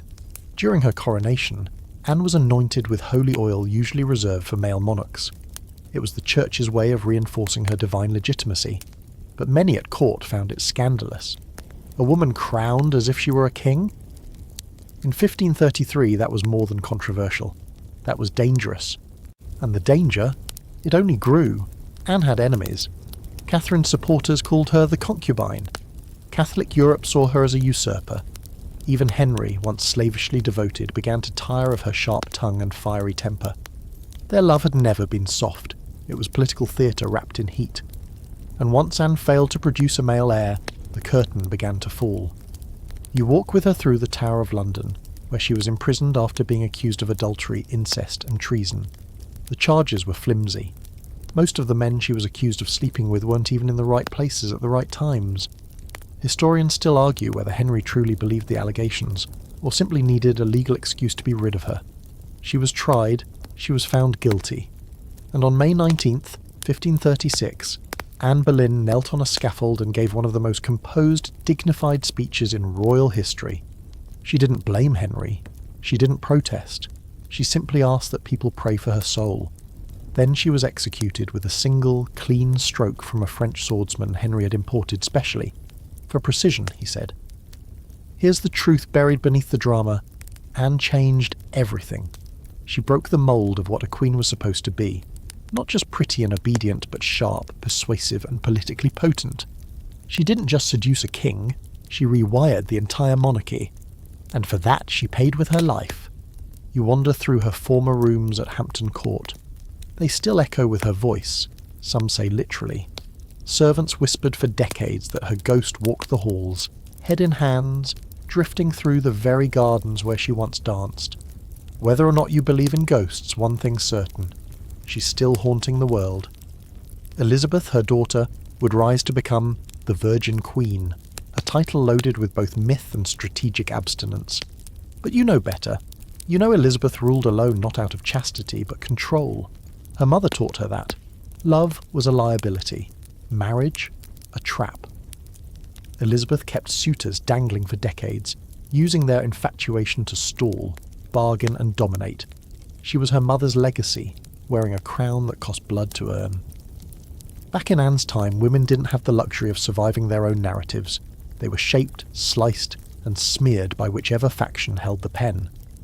Anne's image was alternately a seductress, a heretic, a victim, and a villainess. Rarely just a woman, a human being, trapped between desire and duty, hope and consequence. And here's the scholarly debate that never dies. Was Anne truly ambitious in a self-serving way, or was she a reformist trapped in a male-dominated court? Was she playing the long game, or did she simply fall victim to the same weapon she once wielded, Henry's favour? You glance at her emblem, a falcon rising from fire, crowned and proud, and realise she knew this was always going to end in flames. But she rose anyway, not because she thought she'd win, but because she couldn't stop herself from playing. Because in Tudor England, queens didn't just lose their heads, they lost the right to be remembered honestly. And yet, Anne remains. You step away from the scaffold, from the echo of Anne's last breath, and into a colder, harder palace. The walls here are not just lined with tapestries, they're insulated with fear. The chandeliers hang heavier. The air is dense with wax and winter. You've arrived in Imperial Russia, where passion is kept under lock and key, and power is best handled with gloves. And yet, despite all its rigid formality and rigid men, this is the land where one royal woman shattered every rule, rewrote every law, and then casually left the wreckage behind in heels. Her name? Catherine the Great. And yes, you've heard the stories, the scandal, the horse rumour, the lovers, the palace with secret passageways. But like most powerful women in history, Catherine's reputation is a grotesque cocktail of truth, gossip and projection. She wasn't born Russian, she wasn't born royal, and she most certainly wasn't born to please anyone. You first see her not in an opulent ballroom, but riding a horse at dawn, wrapped in furs, her expression unreadable. She was born Sophie of Anhalt-Zerbst, a minor German princess. She was married off to the future Tsar Peter III as a teenager, and arrived in Russia wide-eyed and freezing. Her mother-in-law, Empress Elizabeth, ran the court like a fever dream. Ball gowns one night, secret arrests the next. Catherine quickly learned the most important survival skill in Russian politics: silence until strategy. Peter, her husband, was complicated, immature, cruel, obsessed with toy soldiers. He played war while Catherine read philosophy. He insulted her in public, ignored her in private, and openly praised Frederick the Great, Russia's enemy. The court knew the marriage was a failure. The Empress knew. Catherine knew. But instead of collapsing, she studied Russian language, Russian customs, Russian loyalty. While Peter played at kingship, she became a queen in waiting. Here's your historical fact. Catherine staged what was essentially a palace coup. In 1762, after less than a year of Peter's reign, she had him arrested and, shortly afterward, removed. Whether by murder or neglect, he died in captivity, and Catherine declared herself Empress of Russia.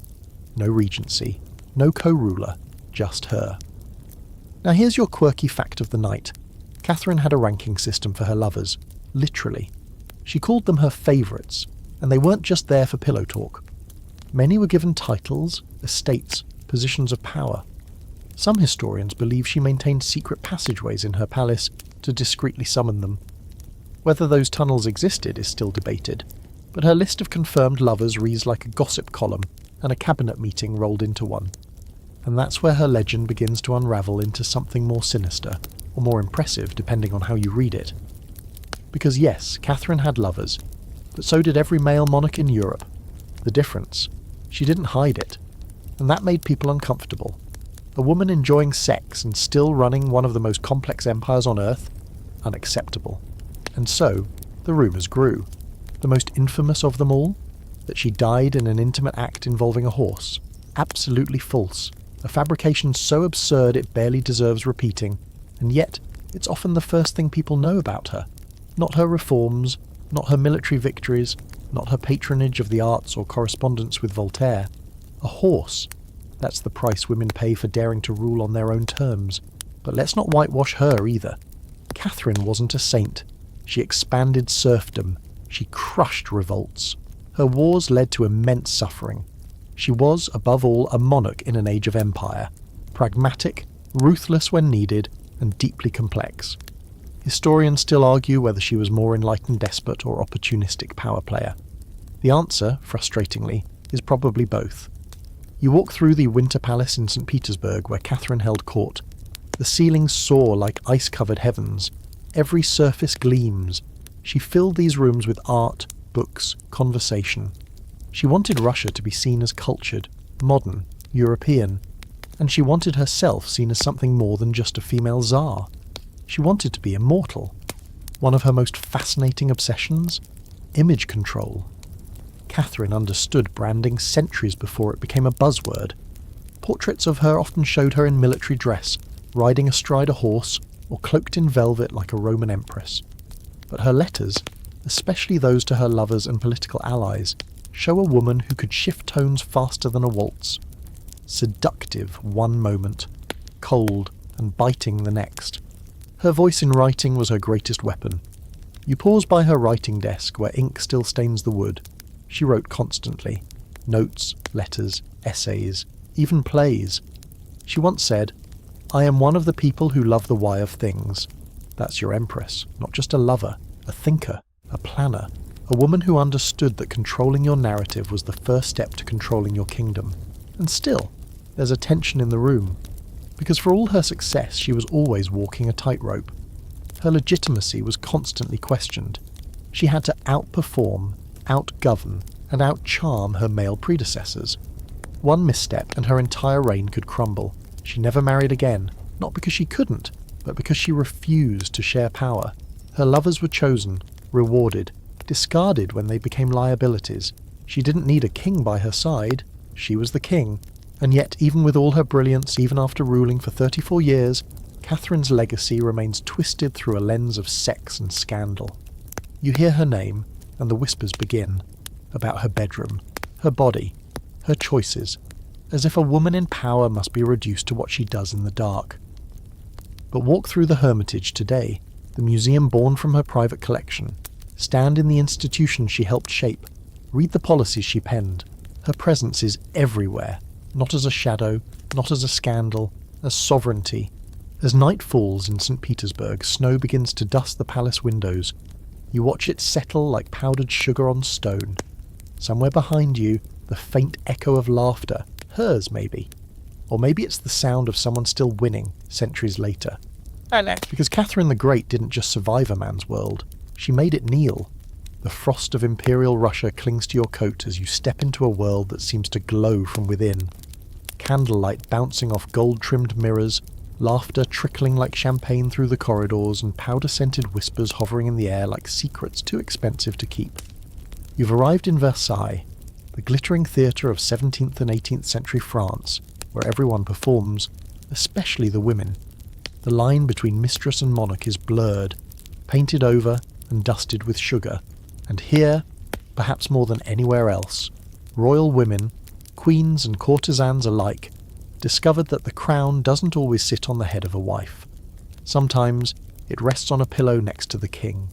This is the world of Louis XV, and you meet him not in a throne room, but reclining in his private chambers, velvet robes hanging open, eyes half-lidded from too much wine and not enough consequence. By his side, Madame de Pompadour, not a queen, not a noble by birth, but a middle-class woman elevated by charm, intellect and timing. She was his official mistress, a role so institutionalized it came with rooms, portraits and political influence. Here's your historical fact for the evening. Pompadour didn't just entertain the king, she advised him. She sat in on cabinet meetings. She commissioned architectural projects. She was a patron of the Enlightenment and hosted salons where the most dangerous currency of the age, ideas, were exchanged. Voltaire adored her. Ministers feared her. And the court pretended not to burn with envy. And here's your quirky detail. She helped popularise the famous hairstyle that still bears her name, the pompadour. Hair piled high, elaborate, dramatic. Just like court life. Sometimes the height of the hair was matched by equally towering ships, birds, or scenes made of ribbon and wax. There were whole battles depicted in wigs. Because what is Versailles if not ridiculous perfection, designed to hide actual power dynamics? You stroll through the Hall of Mirrors, a long echoing corridor designed to reflect the grandeur of the Sun King's vision. But those mirrors reflected more than silk and chandeliers. They reflected lies, alliances, affairs, and ambition polished to a high gloss. Everything at Versailles was theatre. The queens, the mistresses, the ladies in waiting, all knew the script, and everyone knew the queen might have the title, but the mistress often had the man. And yet, it wasn't always a competition. Marie Leszczyńska, the Polish-born queen of Louis XV, had 10 children with him before he drifted permanently toward his mistresses. She maintained her dignity, her schedule of prayers, and her delicate, carefully managed smile. She tolerated Pompadour, even befriended her. Because what could she do? The king was not bound by fidelity. She was. And that was the cruel asymmetry of court life. A queen's body was a vessel for dynasty. A mistress's body was a vessel for pleasure. But both roles required discipline, performance, and silence. After Pompadour, there was Madame du Barry, another official favourite, but this time with no pretense of intellectualism. She was sensual, uninhibited, and despised by many at court for her low birth. Marie Antoinette, the future queen, famously refused to speak to her for years, but du Barry had what mattered most, the king's favour, until he died, and then, just like that, she became disposable. Later, during the Revolution, she would beg for her life before being guillotined. Allegedly, her last words were pleas to the executioner not to cut her hair. Here's the thing about Versailles. It made queens of mistresses and prisoners of queens. If you were born into royalty, you were expected to endure the king's affairs with grace. But if you were chosen, you had to dazzle constantly to stay chosen. Neither role was safe, neither was truly free. Let's talk about Marie Antoinette then, the glittering powder keg of the French monarchy. She arrived from Austria as a teenager, married to the awkward, indecisive Louis XVI, and found herself trapped in a court obsessed with protocol. Her body wasn't hers, not even her morning routine was hers. Le lever de la reine, the Queen's waking, was a full ceremony, with noblewomen fighting over who got to hand her a stocking. For 7 years the marriage went unconsummated. The court whispered, the people gossiped, and Marie, increasingly isolated, turned to fantasy. She built a faux peasant village at the Petit Trianon, a pastoral playground where she could pretend to milk cows while wearing silken pearls. She partied, she spent, she flirted, allegedly, with the Swedish Count Axel von Fersen. Historians still argue whether that relationship was ever physical, but one thing is clear. She needed someone to see her as more than a ceremonial uterus. The French people, meanwhile, saw her as the face of excess. Madame Deficit, the foreign queen who wore diamonds while France starved. They invented scandals for her, claimed she seduced women, called her lewd, wasteful, corrupt. The infamous "let them eat cake" line, she never said it. But the myth stuck better than truth ever could. Versailles by then had become a parody of itself. Gowns wider than doorways, rules longer than scriptures, and a population ready to erupt. As the revolution approached, Marie Antoinette's body became a battleground. Her sexuality, her role as mother, her loyalty, everything was put on trial. Literally. During her infamous trial in 1793, one of the charges against her was incest with her own son, based on false testimony from the child himself. She stood, pale but furious, and replied, "Nature itself refuses to answer such a charge brought against a mother." The courtroom, silent until then, reportedly shifted in her favour for a moment. But it wasn't enough. She was executed in October, following Louis XVI to the scaffold. Her last words? Apologising to the executioner for stepping on his foot. The revolution didn't just end monarchies, it ended the delicate game of queens and courtesans. Versailles was emptied, looted, and stripped of its illusions. The powdered wigs and elaborate flirtations gave way to blood and slogans. The era of curated seduction was over, or at least hidden behind heavier curtains. But you, walking now through the quiet, echoing halls of Versailles, still feel it. The perfume, the tension, the ghost of a woman smiling too sweetly at a man she secretly hated. Because here, the bedroom was just another battlefield, fought with rouge, wit, and perfectly rehearsed silence. And the lesson these royal women learned? That desire is currency, but it devalues quickly, and the moment you stop being useful, you become dangerous. Because in Versailles, love was never just love, it was leverage. You step out of Versailles into the sound of bells, not church bells exactly, but something more delicate, more artificial. A chime, a clink, the rustle of silk over damp grass. You're not on a battlefield anymore, you're in a garden. The sky's pale blue, the air heavy with lilac, and the world around you seems painted in soft pastels. And yet, the danger hasn't gone away. It's just been powdered and perfumed. Welcome to Marie Antoinette's escape fantasy, the Petit Trianon, her personal hideaway from the chaos of court life, and eventually from the crumbling monarchy itself. Everything here is designed to soothe. No rigid etiquette, no 30-person entourage watching her eat, no suffocating layers of royal protocol, just the Queen, a carefully selected circle of friends, and her miniature farm. It sounds ridiculous now, France on the verge of starvation while the Queen plays shepherdess. But for Marie, this was survival. This was how she kept herself from disappearing beneath the crushing weight of everything she was expected to be. Fertile, French, flawless, and forever pleasing. In this sanctuary she dressed in simpler gowns, still expensive of course, and donned a wide-brimmed hat, letting her famously powdered hair tumble down in carefully staged ringlets.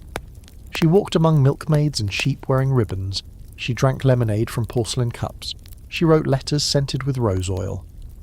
But make no mistake, this wasn't ignorance. It was resistance, in its softest, quietest form. Marie didn't want to be queen the way Versailles had taught her. She wanted to be something else entirely. Now here's your historical fact for the night. Marie Antoinette's peasant village at the Petit Trianon, known as the Hameau de la Reine, included a working dairy, a watermill and several cottages. It was staffed by actual labourers, but for show. They were required to keep things rustic, but not too rustic. The milk had to be served in Sèvres porcelain, and the manure, if any, was promptly swept out of view. This wasn't real farming, it was curated simplicity, a fantasy of freedom, not the thing itself. And speaking of fantasy, let's talk about her rumoured affair with Count Axel von Fersen, the dashing Swedish nobleman who may or may not have been her lover. They met when she was still young, and their letters, many of which were deliberately censored and blacked out by later editors, hint at a closeness far deeper than diplomatic friendship. Historians still argue whether the relationship ever became physical. Some say yes, pointing to the deeply intimate phrasing. Others argue that they maintained emotional intimacy only, bound by circumstance, respect, and fear of scandal. But here's what you do know. Marie trusted Fersen more than almost anyone. He helped plan her family's ill-fated escape attempt in 1791, the infamous flight to Varennes, which, had it succeeded, might have changed everything. It didn't. They were caught. Public trust shattered. And suddenly, Marie's fantasy life at the Petit Trianon wasn't charming. It was infuriating. To a starving population, it symbolised everything wrong with the monarchy: extravagance, detachment, and vanity. Never mind that she was Austrian. Never mind that she'd been a pawn since she was 15. In the court of public opinion, she was now the enemy, the foreign queen who played at poverty while France bled. And here's your quirky detail for tonight. Fashion, of all things, helped destroy her. Her signature gown, the chemise à la reine, was a simple white muslin dress, loose-fitting and casual, inspired by English country style. Marie wore it for a portrait by Elisabeth Vigée-Lebrun, hoping to reflect her love of nature and simplicity. But the public was scandalised. It looked like underwear. A queen in undergarments? It was obscene. Critics said she was mocking decency, mocking France itself. That portrait was pulled and replaced with a more formal version, but the damage was done.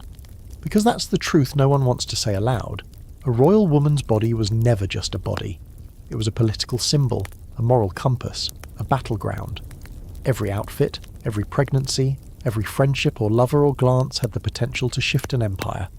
And Marie, in all her naive elegance, tried to rewrite that truth into something more bearable. But France wasn't having it. When the revolution broke open, the Petit Trianon was stormed along with the palace. Her private letters were seized, her rooms ransacked, the very things she had turned to for solace, her garden, her portraits, her carefully designed normal life, were torn apart. And yet, in the face of this unravelling, Marie didn't crack immediately. She was, to her last breath, a creature of poise. When the royal family was imprisoned, her children were taken from her. Her son, Louis Charles, was isolated, interrogated, and turned against her. Her hair turned white, her dresses lost their lace.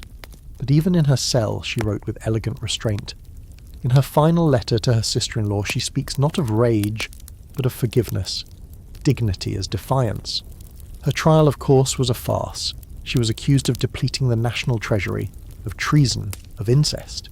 The evidence was laughably weak, but it didn't matter.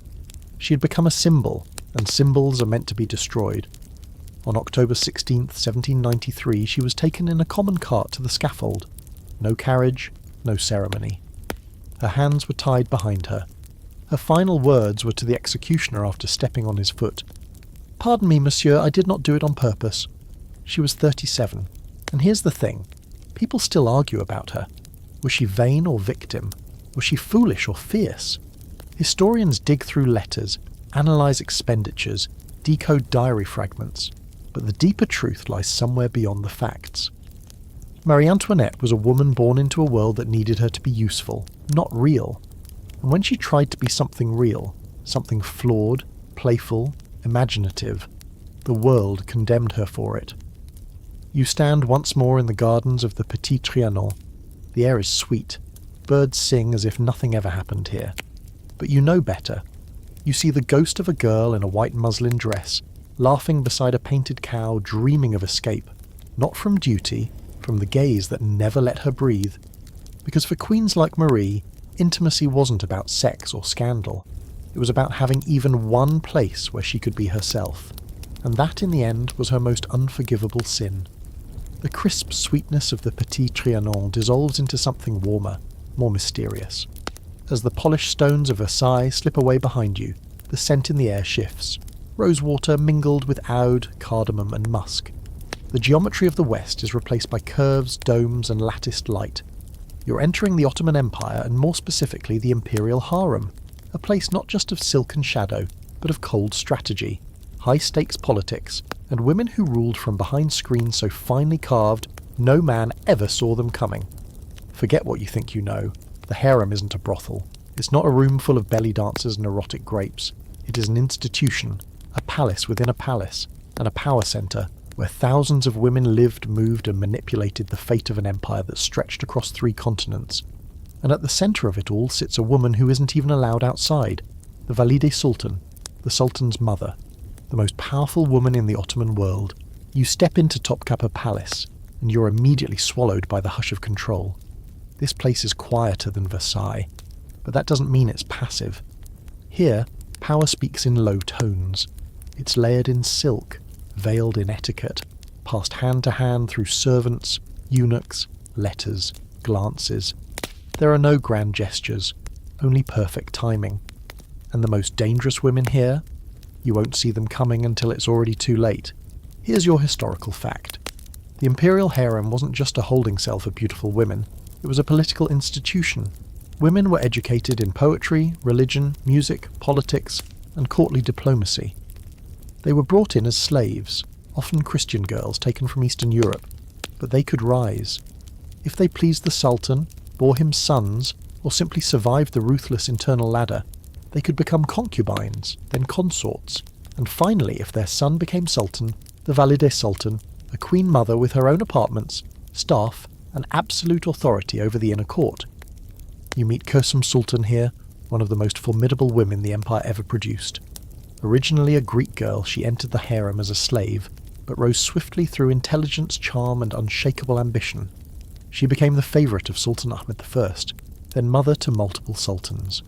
During her sons' and grandsons' reigns, she effectively ruled the empire through a velvet-gloved regency. She managed factions, signed decrees, and even ordered assassinations, most notably possibly her own grandson. But you won't find her name carved in marble. Her power lived in whispers, behind drapes, through the carefully measured words of eunuchs and court advisors. She didn't rule from a throne. She ruled from a cushion on the other side of a curtain, and that's what made her unstoppable. Now for your quirky fact of the night. To ensure male heirs, the Ottoman sultans famously practiced fratricide. Upon ascending to the throne, the new sultan would often execute his brothers to prevent civil war. This meant that harem women, particularly mothers, were sometimes complicit in, if not orchestrators of, these murders. If your son was next in line, it wasn't just a matter of pride, it was a matter of survival. And still, the harem wasn't just about succession. It was about intimacy weaponized. A woman who caught the sultan's eye wasn't simply a lover. She was a player in a geopolitical chess match. She might come from Serbia, Albania, Circassia, or Venice, brought in through conquest or purchase, her birth erased and renamed with something fragrant and poetic. If she gave the sultan a son, she was elevated, but not married. The Ottoman sultans didn't traditionally marry their concubines. Marriage created political obligations. Consorts could be replaced, controlled, dismissed. Wives were permanent. So they avoided that, at least officially.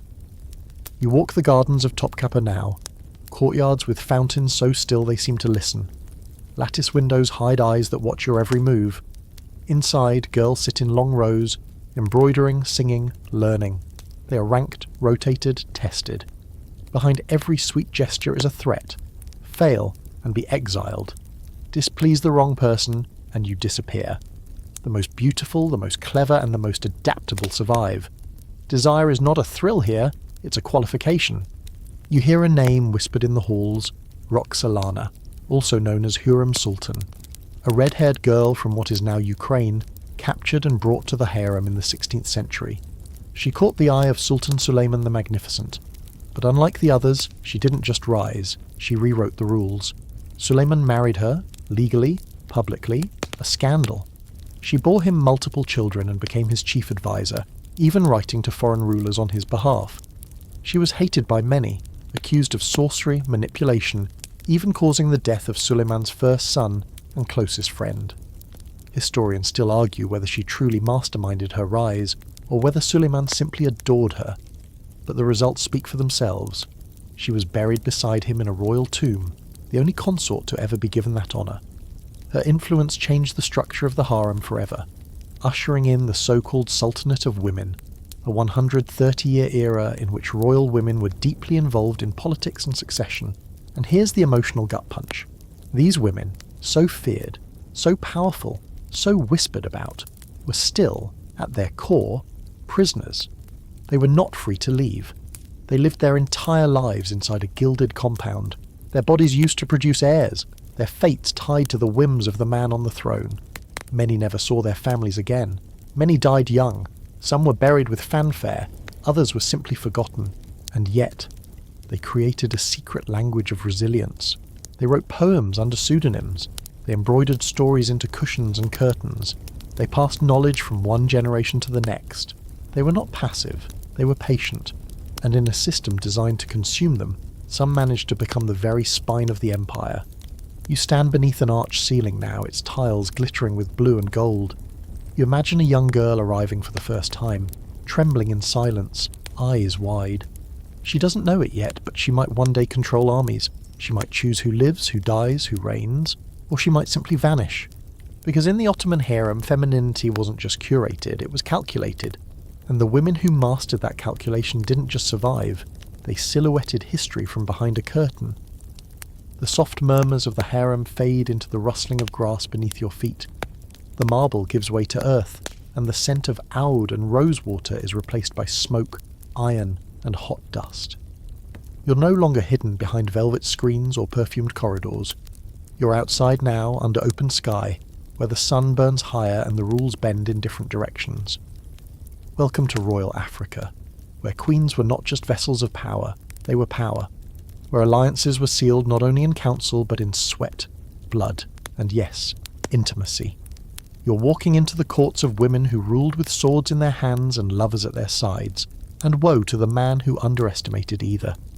Your feet carry you through the royal compound of Dahomey in what is now Benin, sometime in the 18th century. You can hear drumming, slow and steady, the heartbeat of a kingdom. Here, women do not stay in the background.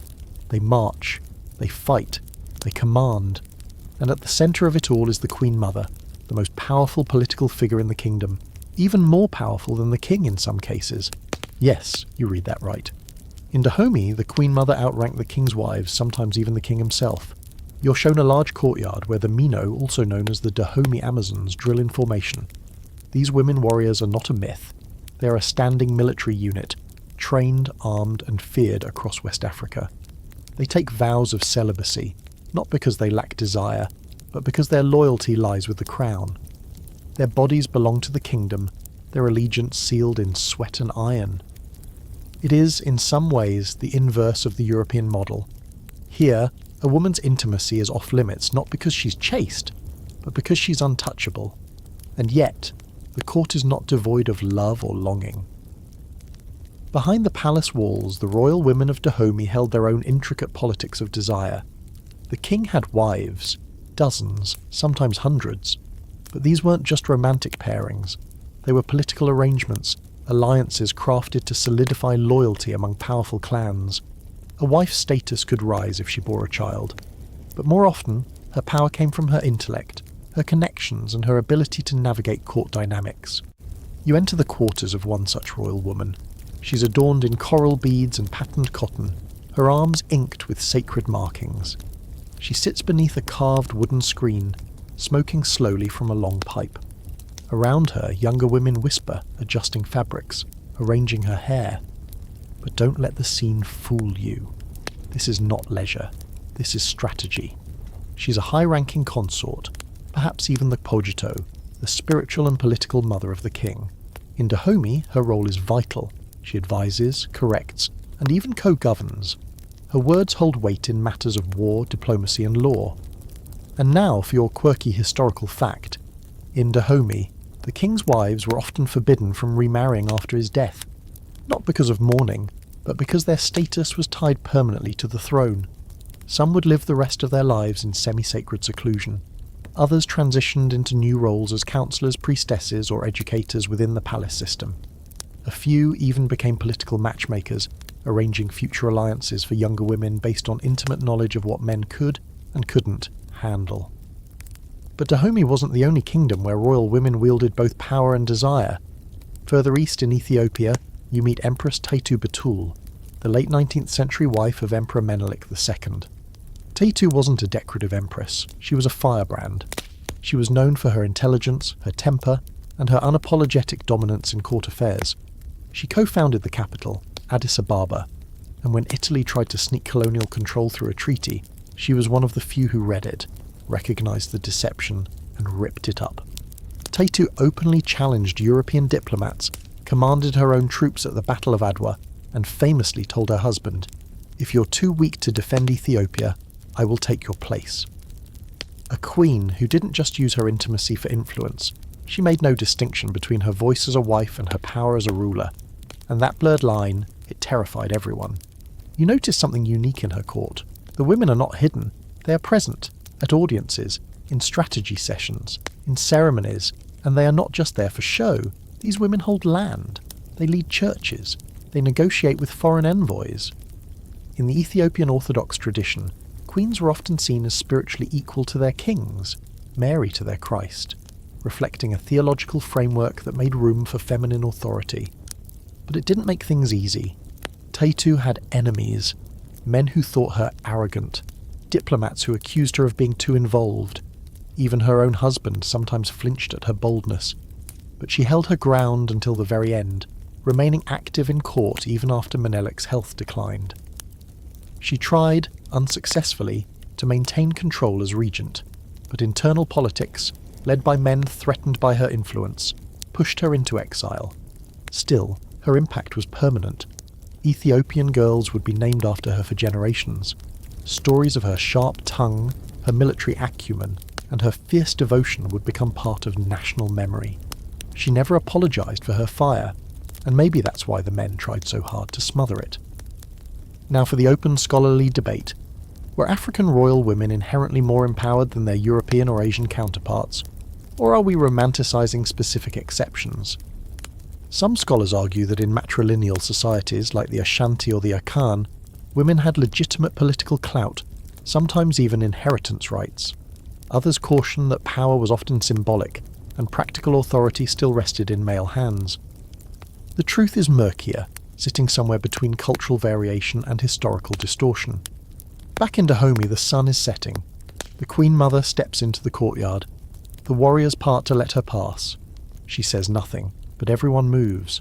She has no husband. No king towers above her. She is the institution now, carved from years of survival, sharp with memory. Her presence reminds you that power doesn't always come dressed in lace or brocade. Sometimes it comes in bare feet on red earth, and sometimes it carries a spear. You walk beside her, past the young girls learning the old songs, past the men who lower their eyes, past the banners of kings who are remembered, but only because women like her chose to let them be. Because in royal Africa, a woman's intimacy was not just about possession, it was about precision, knowing when to love, when to wait, and when to conquer. You leave the red earth of Dahomey behind, still feeling its warmth in the soles of your feet, and step into something colder, not in temperature but in tone. Stark halls, hard angles. The perfume has faded into ink and paper. You're in a palace now that doesn't shimmer, it calculates. Welcome to Imperial China, where women's lives are ruled not by whim or passion, but by hierarchy, ritual, and the silent war of succession. Here the walls aren't just barriers, they're boundaries, carefully enforced. Every word, every gesture, every sigh is part of a centuries-old system designed to contain feminine power like fire in a porcelain jar. The porcelain cracks. Tonight, you're walking beside one of history's most controversial royal women, Empress Dowager Cixi. Born a low-ranking concubine in the Qing dynasty, she would become the de facto ruler of China for nearly 5 decades, all without ever wearing the imperial crown herself. She didn't rise because she was loved. She rose because she understood the system better than the men who designed it. Your feet whisper along lacquered floors. You pass the bronze bells of the Forbidden City, the pavilions wrapped in dragon motifs. Here, nothing is spontaneous. Not the meals, not the marriages, certainly not the women. The imperial harem of Qing China was a strict bureaucratic organism. Women were selected as teenagers from noble or well-connected families, ranked immediately, and assigned specific duties based on birth and favour.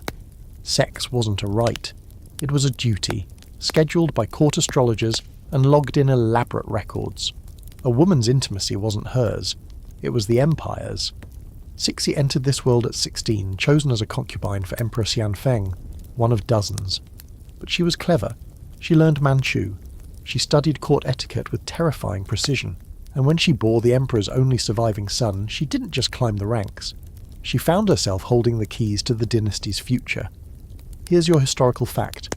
Upon the death of Empress Yanfeng in 1861, Cixi and another Empress Dowager, Xian, formed a regency for her young son, the Tongji Emperor. But Cixi did more than manage the court. She seized the reins of power in a bloodless coup known as the Sinew Coup, eliminating rivals and installing loyalists. She ruled behind a silk screen, literally, conducting imperial business, while male ministers bowed and addressed an empty throne. And now for your quirky fact. Cixi was a fashion icon in her own right, known for her love of elaborate nails. She wore gold nail guards, sometimes as long as 4 inches, to showcase her status as someone who never needed to use her hands. They curled upward like dragon talons covered in pearls and enamel. A small detail, yes, but one that said, "I am above labour, above dirt, above you." But she wasn't just about surface. Cixi modernised China's navy, encouraged industrial reform and supported the arts. She also executed political rivals, allegedly poisoned her own nephew, and suppressed the 100 Days Reform, a radical but short-lived push for constitutional monarchy. Historians still argue whether she was a conservative tyrant who resisted progress or a shrewd realist navigating an impossible political minefield. Because here's the trap. If Cixi had been a man, her story might read as bold and pragmatic. But as a woman, she became unnatural, dangerous, monstrous. The West especially loved to demonize her, painting her as a dragon lady, a sensual manipulator hiding knives in her sleeves. But the truth is quieter and lonelier. In the innermost palace, you walk through her private quarters. You imagine her sitting cross-legged on brocade cushions, listening as eunuchs deliver news from every province. She had no husband, no lover, at least none confirmed, and no friends. Every relationship was a calculation. Every word had consequences. And the young girls who entered the harem after her, they weren't dreaming of love. They were dreaming of relevance, of being selected, of bearing a son, of not vanishing into the ranks of the forgotten. Intimacy here wasn't about pleasure. It was a currency, tightly regulated and always at risk of devaluation. You pass by an older woman now, still inside the palace, though no longer powerful. Her hair is greying, her robes plainer. She was once the elegant consort. She bore a daughter who died. The emperor never visited again. No one remembers her name. She's part of the palace furniture now. You feel her watching you as you pass, and her eyes say everything. This place doesn't make room for softness, and it never forgets a mistake. Here's the reality that women like Cixi understood. Survival meant disappearing and being seen at exactly the right moment. It meant making intimacy a tool, but never an escape. She never married again after the emperor's death. She never bore another child. She didn't need to. She ruled through her maternal status, becoming the permanent mother of the nation, a title far more effective than wife. And still, despite her control, she couldn't stop the empire from unravelling. Western powers were circling. Internal corruption festered. Her beloved son died young. Her adopted heir, the Guangxu Emperor, turned on her, or tried to. She responded by isolating him in a palace for a decade, ruling in his name until her own death. He died the day after she did. Possibly poisoned. Possibly not. The Forbidden City keeps its secrets. And now, the scholarly debate. Was Cixi a reformer who moved too cautiously, or a reactionary who cared more for power than progress? Was she truly devoted to her son, or was motherhood simply her pathway to authority? Was she a feminist before her time, or simply a woman surviving in a system built to erase her? The answer, like so many we've encountered, lies in contradictions. She was terrifying and maternal, brutal and visionary, isolated and all-seeing, and perhaps that's the final truth about royal women in these closed systems. They're not one thing. They are everything, folded into silk, pressed into ceremony, and forced to bloom in places that never wanted them to grow. You step through the courtyard one last time and the sky has turned gold. The carved dragons above you stare blankly forward. Somewhere inside, a new girl arrives at the harem gates. Her name will be changed. Her clothes will be taken. Her body will be studied, ranked and filed. She may become powerful. She may die forgotten. But tonight she dreams. Not of love, but of leverage. Because in imperial China, royal intimacy was never about emotion. It was about empire management, carefully measured in glances, lineage, and the quiet roar of silk shoes on stone.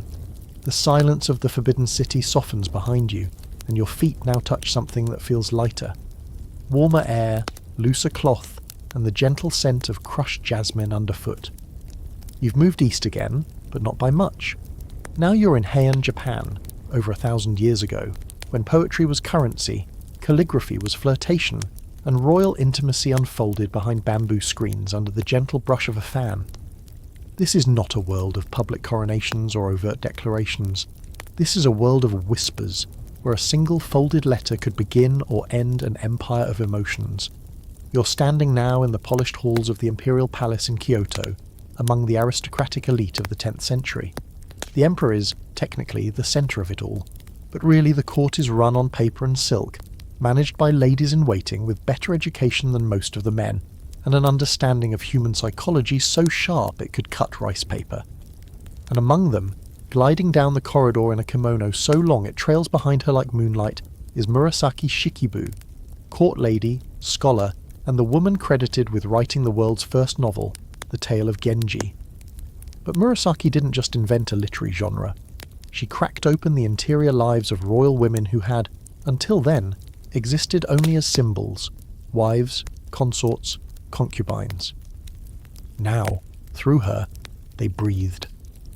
Here's your historical fact for the night. In Heian, Japan, court women like Murasaki lived secluded, behind screens, rarely seen by unrelated men. But they weren't powerless. Their influence lay in aesthetics, intellect, and subtle social maneuvering. They composed poetry, memorized classical Chinese texts, and held salons where men would compete for their attention not with money or titles, but with the beauty of their words. You walk through a quiet room now where inkstones rest beside open fans.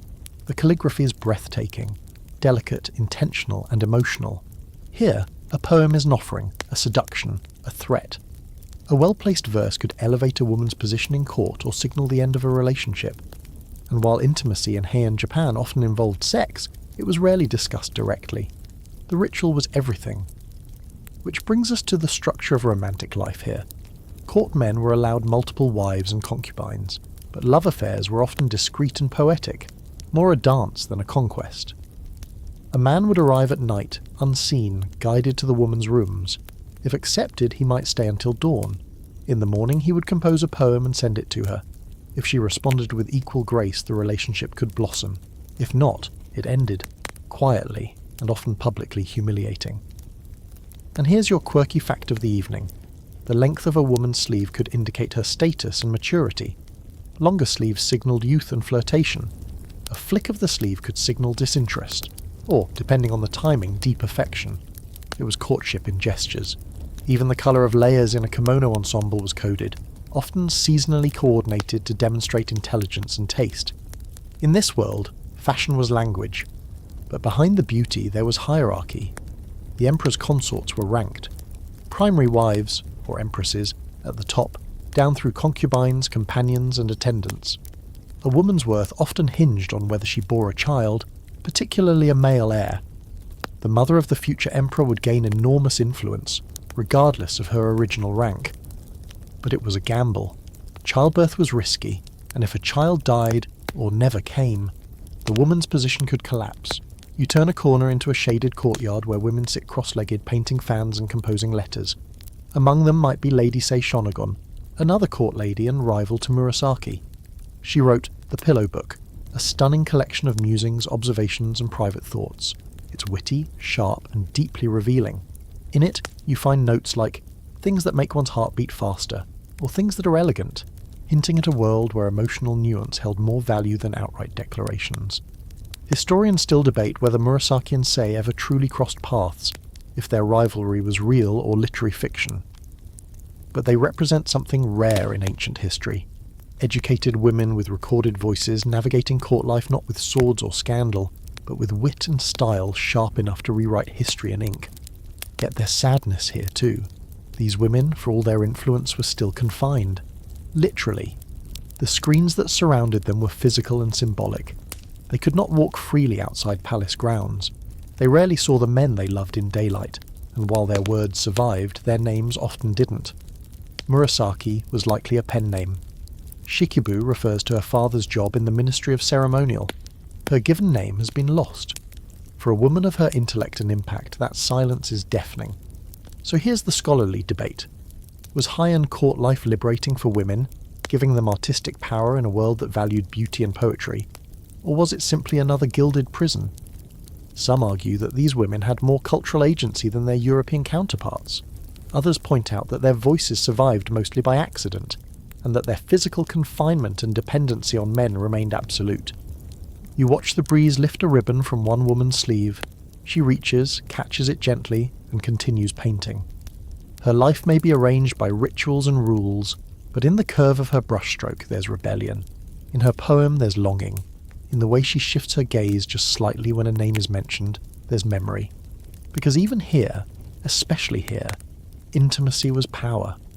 Not the kind shouted from balconies or declared in public letters, but the kind that moved in shadows, through folded notes, through the choice of a colour, through the turn of a phrase that might live for 1,000 years. You leave Heian Japan quietly, like a man dismissed before sunrise. The screens slide closed behind you, and the scent of plum blossoms fades. You won't remember every name, but you'll remember this feeling. That in a world built to obscure women's bodies, their minds still lit up the dark like lanterns. You step away from the lantern glow of Heian poetry and into something sharper. The air is drier now, dustier, laced with leather, sun-warmed stone and iron. You're no longer trailing silk in the shadows of a palace. You're gripping reins, cloaked in furs, and squinting across the endless grasslands of the Mongol Empire. This isn't a world of delicate rituals. This is a world of motion, where tents are homes, horses are lifelines, and royal women ride, rule and command beside their male counterparts. And if you're expecting submission here, you're in for a serious recalibration. The Mongol Empire, forged by Genghis Khan, was built on speed, violence, and, oddly enough, pragmatism. It shattered old systems, but in doing so, created unexpected space for female autonomy. Mongol women were not ornamental. They were administrators, negotiators, mothers of Khans, and in some cases they ruled entire regions in the absence, or incompetence, of their male relatives. You first see them on horseback, not just riding, but hunting, racing, handling weapons. Their hair braided tight, their eyes calm and unreadable. Among them is Berta, Genghis Khan's first and chief wife. She wasn't just his partner, she was his stabilizer. When Temujin, his birth name, was just a young warrior trying to unite fractious tribes, Berta was abducted by a rival clan. He rescued her, yes, but afterward she became essential. Her sons were his heirs. Her wisdom, her clan alliances, her presence gave him legitimacy, and in the decades of war and empire building that followed, her influence remained quietly unwavering. Here's your historical fact. Mongol women like Berta managed the entire domestic and economic engine of the empire, while the men were away campaigning. They ran the camps, controlled supplies, made political decisions, and even oversaw vassal states. When Genghis was gone, Berta was effectively in charge. This wasn't symbolic, it was functional power. And speaking of functionality, here's your quirky fact. Genghis Khan implemented a postal system so efficient that messages could travel across thousands of miles faster than most armies. Guess who helped run it when the men were at war? Yep, the women. They managed the relay stations, horses, and logistical planning, turning what could have been chaos into a working bureaucracy. Imagine coordinating Amazon Prime from a saddle. That's the level of skill we're talking about. Now move forward in time. The empire has split. The Yuan dynasty controls China now, and you're in a palace again, but this one feels borrowed. Mongol bones wrapped in Chinese silk. And here, behind the curtained throne, you find Empress Chabi, wife of Kublai Khan. She's a political partner in the full sense. She influences policy, promotes Buddhism, and acts as a cultural liaison between Mongol and Han traditions. Chabi isn't background noise. She's a strategist, calming the transition between steppe rule and urban empire. She also exerts serious sexual and dynastic control. While Mongol men often took many wives and concubines, Chabi remained dominant, and her children were given precedence. She advised her husband constantly and helped choose successors. Her intelligence was seen not as threatening but useful, and unlike in the courts of Europe or China, her influence wasn't hidden behind eunuchs or councils. It was acknowledged. That distinction matters. But the Mongol world wasn't all enlightened equality. Power still flowed through male lines, and women's authority could vanish the moment their protector or son died. After Kublai's death, Chabi's influence faded, and her policies were quickly reversed by new ministers. The pattern was familiar. When a woman served the empire, she was invaluable. Once she stepped out of the narrative, she became disposable. And now comes the woman who breaks every expectation, Kutulun. You've probably never heard of her, but you should. She was a Mongol princess, the great-great-granddaughter of Genghis Khan, and a wrestling champion. No, seriously. She swore she would only marry a man who could defeat her in a wrestling match. Dozens tried. All failed. She beat them publicly, in front of massive crowds, often with money or horses wagered on each bout. By the time she hit adulthood, she'd collected over 10,000 horses and remained gloriously unmarried. Some historians believe she eventually married for political reasons, but the legend remains. A royal woman who used her body as battleground not for seduction, but for sovereignty. Her strength wasn't metaphor, it was literal, and it demanded respect. So here's your scholarly debate. Were Mongol women empowered because of their steppe culture, or because the empire's chaos left space for female leadership? Some say their nomadic lifestyle, which required shared labour and survival cooperation, naturally fostered more egalitarian gender roles. Others argue that these prominent women were exceptions, tolerated in times of upheaval, but ultimately sidelined in favour of traditional male dominance. The answer lies, as always, in nuance. You walk now through a silent camp at night. The stars are blinding, the fire's low. A woman sits by the edge of a ger, a circular felt tent, her hands busy mending leather, her mind far away. Her husband is off fighting, her sons are asleep. Tomorrow she'll negotiate trade routes, oversee grain storage, and send a message by horse that will change the fate of a kingdom. She may never appear in a chronicle, she'll never wear a crown. But the empire turns on her labour, her wisdom, her sheer competence, and she knows it. Because in the Mongol world, royal intimacy wasn't hidden behind veils or buried in poetry. It was in partnership, in practical loyalty, in enduring each other through storms, war, and strategy. A queen wasn't a jewel. She was a joint general, a diplomatic weapon, a matriarch who could outthink her enemies and outride them too. So you ride away now, the wind in your hair, the taste of dust on your tongue, remembering a world where intimacy was forged not in privacy, but in public, on horseback, in the middle of a history that never stopped moving. And the women? They moved with it, or sometimes ahead of it. You ride down from the steppe, your breath still caught in the dry wind of Mongol history, and slowly you feel the air shift. There's salt in it now, a tang of ocean mist and something quieter, like incense drifting through an open doorway. The horses are gone, the thunder of hooves replaced by the hush of paper sliding in its track, and the distant echo of a stringed instrument being plucked with precise serenity. You've arrived in medieval Korea, specifically during the Joseon dynasty, where hierarchy is carved in stone and desire is hidden in ink. Here, royal women live in a world so tightly codified that even their dreams have rules. The Joseon court doesn't blaze with the fiery chaos of Mongol yurts or Versailles salons. It is deliberate, layered, constrained by the iron grip of Confucianism, which sees women as subordinates, first to their fathers, then to their husbands, and finally to their sons. But even in this rigid system, women learned to maneuver. They created influence from the margins, and sometimes, just sometimes, they rewrote the script entirely. You begin your walk through the Gyotaejeon, the queen's residence within the vast palace complex. It's quiet, walled, almost monastic in feel. The queen does not flit through halls in bright colours. She holds court in silence and in shadows. She is dressed in the iconic red and gold robes of her station, her jokduri, a small ceremonial crown sitting like a question mark atop her sleek hair. She cannot be seen openly with the king except during official ceremonies. Her job is to bear sons, run the inner court, and never make a spectacle. But power still simmers here, just not the kind you can spot easily. It flows through court ladies, the gungnyo, who manage daily operations, oversee rituals, and serve as go-betweens between the king and his consorts. Some of these women remain anonymous. Others, like Jang Nok-su, will make history. Now here's your historical fact. Jang Nok-su, a court musician and entertainer in the 16th century, rose from the lowest ranks to become a royal concubine to King Yeonsangun, a notoriously unstable monarch.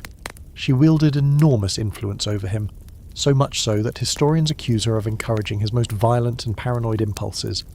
When he was eventually overthrown in a coup, she was executed in public, her body torn apart by the very people who once sang her praises.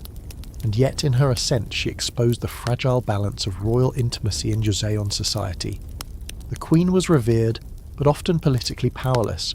The concubine was scorned, but could wield terrifying control. Jang's life and brutal death became a cautionary tale, repeated in poems and parables, as if to remind future women that ambition plus beauty could only end one way. Still, concubinage was a formal institution, not just a royal indulgence. The king had a primary queen and numerous bin or ranked consorts, all carefully categorized. Their roles were not purely carnal, they were dynastic. Each woman's intimacy with the king was scheduled, recorded, and politicized. Children born of concubines could, and often did, rise to become kings themselves, depending on favour and manoeuvring. And here's your quirky fact of the night. In Joseon, court ladies were required to undergo ritual celibacy, and their virginity was verified before service. Once inside the palace, they were considered symbolically married to the king, even if he never laid eyes on them. If they broke this rule, if they even hinted at romantic interest in another man, they could be executed for treason. That's how sacred the king's sexual monopoly was considered to be. Even unreciprocated affection was a threat. Now you turn into a smaller wing of the palace, quieter, lonelier. This is where the lesser consorts live. Some will never be called to the king's chamber. Some live their whole lives behind these walls, waiting for a summons that never comes. They write poems to pass the time. They embroider metaphors into silk. They dream of their names being remembered. One of them might have been Lady Yeongyong, wife of the tragic Crown Prince Sado, whose story is as disturbing as it is unforgettable. Sado was mentally ill, violent, and unpredictable. He was accused of killing palace staff and acting out in grotesque ways, all while Lady Haegyong tried to maintain the illusion of family unity. Eventually his father, King Yongjo, ordered him to climb into a rice chest, a wooden storage box, and locked it shut. Sado died of suffocation after 8 days. Lady Haegyong witnessed it all.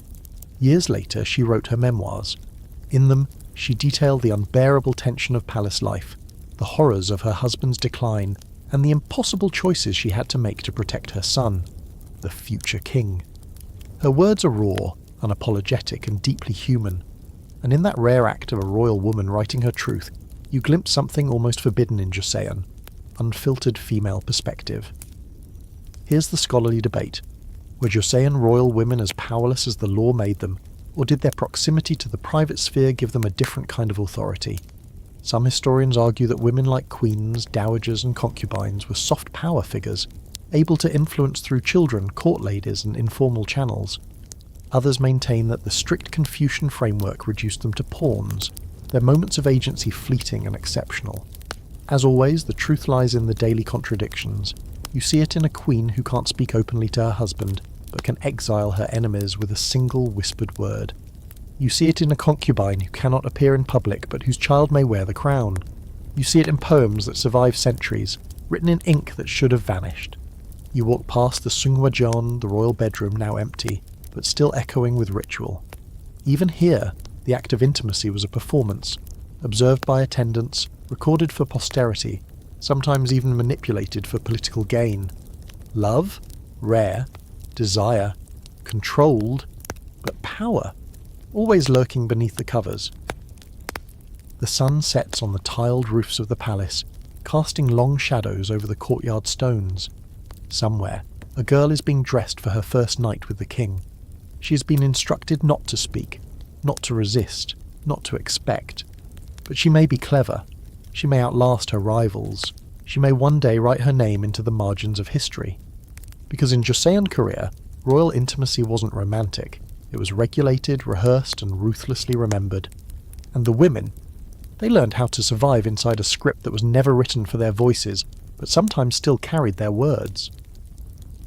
The ink-stained silence of Joseon Korea fades like an exhale, and you step now into a realm that glitters, but not with gold, with opinion. Sharp ones. You're in Victorian Britain, and make no mistake, this isn't some stiff-laced museum of manners. This is the age of steam, scandal and strategy, where royal women are expected to be paragons of virtue, even as they exist at the dead centre of empire-wide gossip.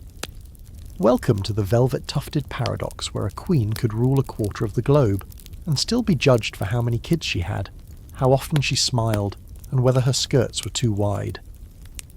This is Queen Victoria's world, and yours now. The air here is different, heavier, perfumed with lavender and coal smoke. You walk through the high-ceilinged corridors of Buckingham Palace, past portraits with eyes that follow you, and into the presence of a woman who changed what monarchy looked like forever. She's seated, small but stern, dressed in black from head to toe even in her youth. Her voice is sharp when she wants it to be. Her diaries are flooded with passion. And yet the word most often stamped on her image? Respectability. But that's not the whole story. Not even close. Here's your historical fact. Queen Victoria, crowned in 1837 at the age of 18, would rule for over 63 years, becoming the symbol of a global empire. But while her public image was often conservative and restrained, her private life was far more intense. She was deeply in love with her husband, Prince Albert. Intensely so. Their relationship was physically affectionate, emotionally codependent and, in her own words, defined by an intimacy that many modern readers find unexpectedly raw. She wrote frequently about her desire for Albert. In her diary she gushes over his physique, his voice, the way he wore his uniform. One famous line describes their wedding night as bliss beyond belief. That's the Queen of England, folks, and she wasn't afraid to say it, just not out loud. Her journals, once fiercely private, were heavily edited by her daughter Beatrice after her death, often sanitizing or omitting the more revealing moments. But the truth is, Victoria was obsessed with Albert, even after he died. After his death in 1861, she wore mourning black for the remaining 40 years of her life. She slept beside his clothes. She left his shaving kit untouched. She commissioned dozens of statues, paintings, and memorials, and more controversially, she grew very close to certain male servants, most famously John Brown, a Scottish gillie-turned-royal confidant who scandalised the court with how intimately he spoke to her. Which brings us to your quirky fact. When Victoria's staff referred to her behind her back during this time, they reportedly called her Mrs. Brown. Rumours of a secret marriage or physical relationship flew wildly, though there's no hard evidence anything happened. What's clear, though, is that Victoria needed closeness, especially from men who weren't cowed by her title. And in the highly suffocating structure of royal life, that desire alone was enough to spark decades of court gossip and tabloid frenzy. But don't mistake her emotional dependency for political weakness. Victoria was a shrewd player in public life. She wielded soft power masterfully, through image, ceremony, and narrative.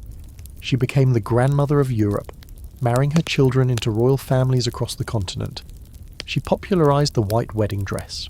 She framed the monarchy as moral and familial at a time when Britain was an industrial machine powered by brutal colonialism. And yet, she despised women's rights. That's your historical whiplash for the night. Victoria, arguably the most powerful woman on earth, opposed women's suffrage. She called feminism a mad, wicked folly, and believed a woman's role was in the home, despite literally being the head of state. Historians still argue whether this was internalised Victorian ideology or a clever move to protect the monarchy from looking too radical. So here's your scholarly debate. Was Victoria's reign a triumph of feminine power in a man's world? Or did she reinforce the very structures that confined women for decades to come? Some see her as the ultimate contradiction, empress and housewife, sovereign and servant to tradition. Others argue that her personal choices, however emotionally rich, ultimately upheld the status quo rather than challenging it. You stroll now through the back rooms of Osborne House, her private retreat on the Isle of Wight. It's quiet here, familiar. The rooms are filled with mementos, Albert's possessions still placed as if he might return. Victoria's intimacy was not performative, it was real and deep, and after Albert's death, aching. But it also became a kind of shield. Mourning kept her out of public life for years, during which the monarchy adapted to a softer, more domestic image, less politically direct, more emotionally legible. And maybe that's why her enduring cultural influence is so peculiar. She wasn't glamorous, she wasn't fiery, but she made intimacy part of royal identity. Through her obsession with family, her private grief, and her visible vulnerability, she shaped a public image of monarchy that emphasised connection over command. Of course, that intimacy didn't extend to all her subjects. Let's not forget, under her rule, the British Empire expanded dramatically, often through violence and exploitation. Colonies were drained of resources, and native populations were crushed under imperial rule. While Victoria herself rarely engaged with the gritty details of colonial policy, her name became synonymous with British supremacy. And her image, placid, maternal and untouchable, was used to justify conquest as a kind of moral mission. Because in the end, the crown always spins two tales. One is what it says, the other is what it allows to happen in its name. You walk past a statue of her now, small, draped in bronze robes, her face solemn. People still leave flowers here. They still quote her letters. But what they often forget is that behind this marble version of the Widow Queen was a woman with a ferocious emotional appetite. A woman who craved closeness, adored her husband's body, obsessed over his memory, and needed male companionship with an intensity that broke the image of the frigid monarch. She was not an erotic monarch, she was not a coquettish empress, but she loved deeply. And that love rewrote the texture of monarchy itself. Because in Victorian Britain, royal intimacy wasn't about seduction. It was about sentiment, wrapped in lace, masked in mourning, and stretched across an empire like a veil that both revealed and obscured everything beneath. You leave behind the sombre lace and empire grey of Queen Victoria's Britain and head somewhere far warmer, literally and metaphorically. You're descending now into marble courtyards, flickering oil lamps, and cushions so plush they seem to sigh when touched. Welcome to Mughal India, a place where power smells like cardamom and rosewater, and intimacy drapes itself in gold-threaded silk. This isn't a court of stiff collars or veiled silence. It's a palace of ambiguous boundaries, where royal women were cloistered, yes, but also consulted, adored, feared, and sometimes immortalised in stone. Tonight you find yourself walking barefoot through the zenana, the women's quarters of the royal palace. The word itself is Persian in origin, meaning pertaining to women, and what it hides is both a sanctuary and a trap. The zenana is where the royal wives, concubines, mothers and daughters live, not in boredom, but in a kind of gilded chess match. The stakes, influence, protection, legacy, and yes, love. But love here is never just personal. In the Mughal world, intimacy is a strategy. Let's start with your historical fact. The Mughal emperors, particularly those from the 16th to the 18th century, often consulted their wives and mothers on matters of state. Unlike in some neighbouring Islamic empires where royal women were fully veiled and silenced, Mughal women like Nur Jahan held court, issued edicts, and even had coins minted in their names. Not exactly your average side character. Nur Jahan, wife of Emperor Jahangir, wasn't just a consort. She was co-ruler in all but name. Intelligent, politically savvy, and reportedly stunning, she became Jahangir's most trusted advisor. She accompanied him on hunts, attended public audiences, and made military and diplomatic decisions. While officially the emperor reigned, Nur Jahan often governed. And here's your quirky fact. Nur Jahan had a favourite perfume, said to be a blend of rose, saffron and amber, and legend has it that she invented attar, the oil-based perfume still used today, by watching rose petals simmer in water under the heat of the sun. Whether or not that's true, the myth says a lot about her cultural status. Not just powerful, but sensually creative, woven into the very textures of courtly life. Now imagine her sitting on a marble veranda laced with yali screens, scenting correspondence with that same perfume. She signs a decree with imperial authority while somewhere nearby. The emperor dotes, maybe drunk, maybe distracted. But she's fully awake. This is her game now. But not all royal Mughal women were so visible. Many remained behind the intricately carved stonework, unseen by the public, but still orchestrating dynastic alliances, managing estates, and raising future emperors. The Zenana had its own ecosystem, governed by senior women, populated by noble daughters, wet nurses, and female scholars. Educated women were not uncommon here. Several royal daughters became patrons of architecture, literature, and religious scholarship. You're walking through that world now, quiet, humming with the soft clatter of bangles, the rustle of silk, the low voices of women practicing Persian poetry. They weren't idle. They weren't ornaments. They were infrastructure, emotional, political, maternal. But of course, the Mughal story of royal intimacy isn't complete without Mumtaz Mahal, the beloved wife of Shah Jahan, whose death in childbirth led him to build the Taj Mahal, the most famous monument to love on earth. You probably know the outlines. She bore him 14 children, accompanied him on military campaigns, and was said to be his confidant in all things. What's less known?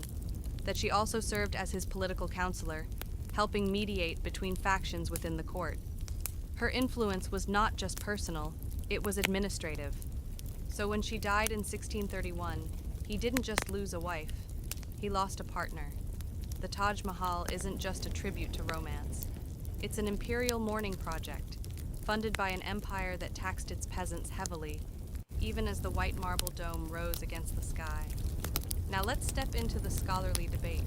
Were Mughal women truly powerful in their own right, or were their stories romanticized by the men who loved them? Some historians argue that while women like Nur Jahan and Mumtaz Mahal had genuine agency, they were exceptions.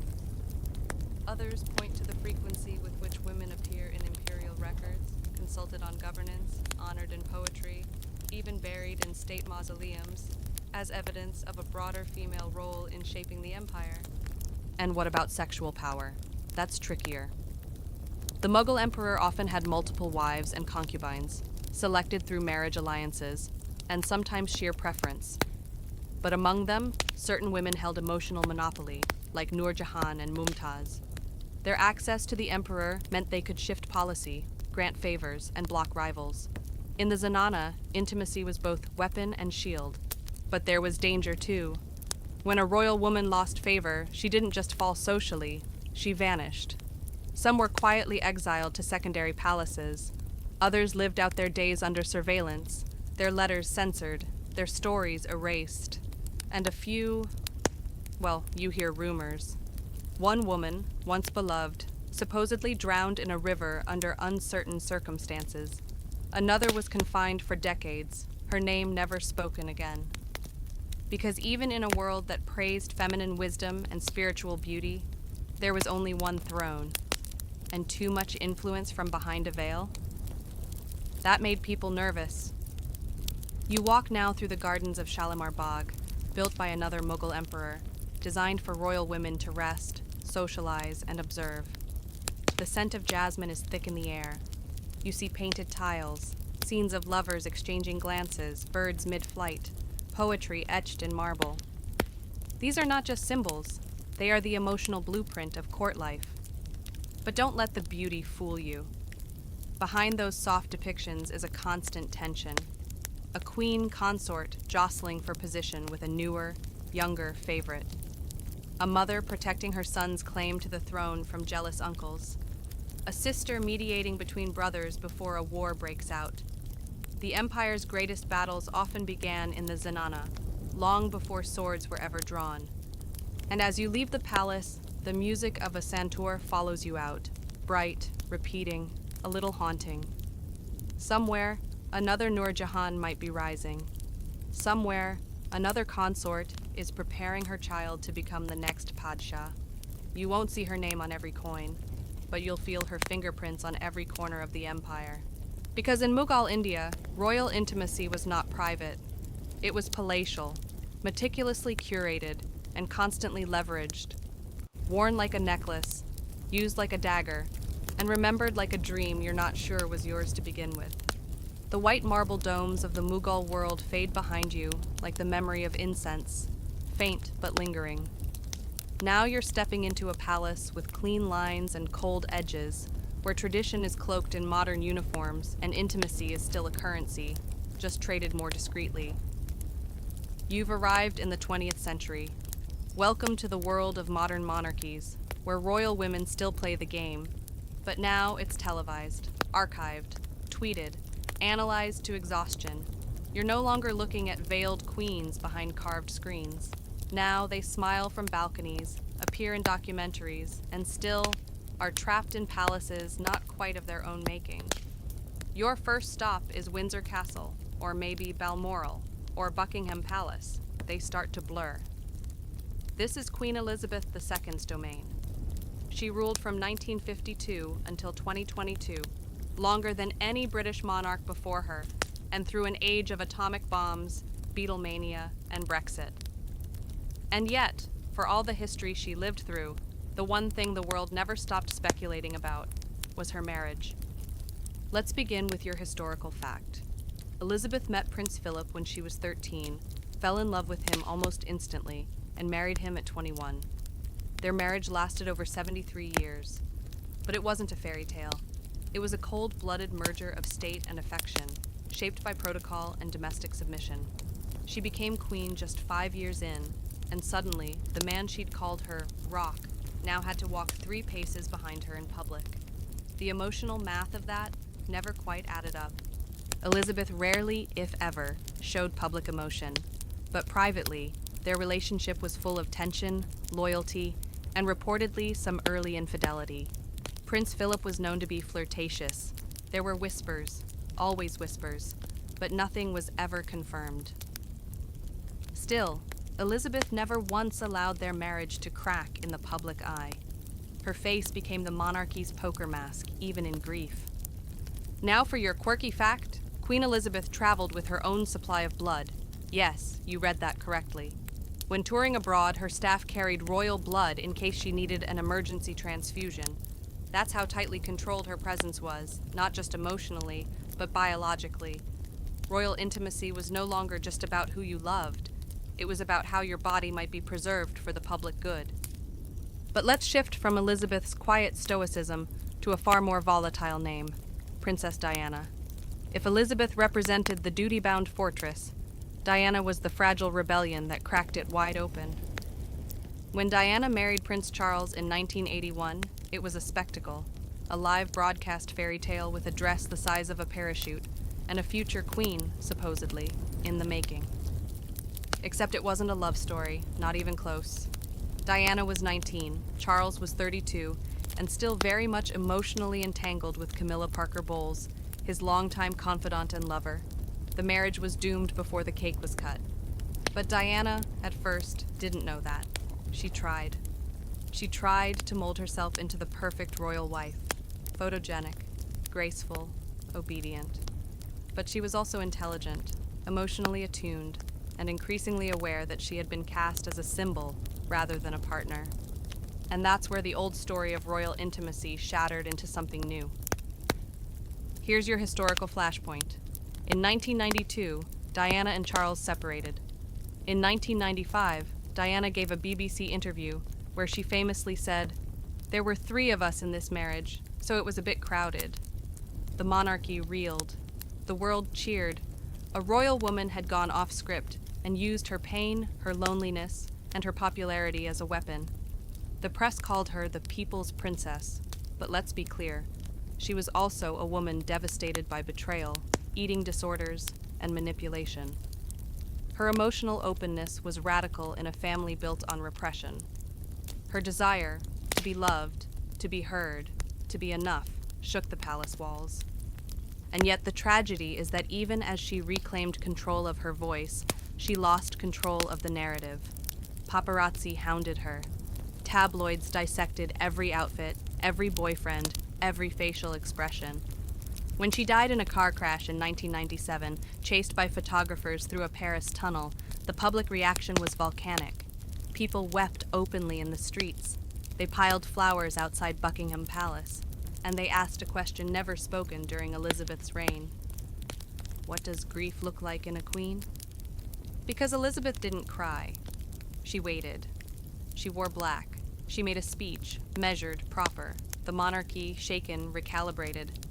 That brings us to the scholarly debate. In the modern world, has royal femininity evolved or just rebranded? Is the modern queen or princess freer than her ancestors, or merely more exposed? Some argue that public-facing royals now have agency through platforms like interviews, books, and social media.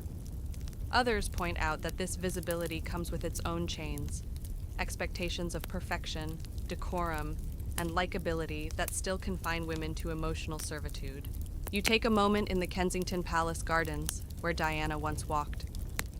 It's peaceful now, curated, with tributes left in quiet corners. But you know this isn't just a garden. It's a battleground, too.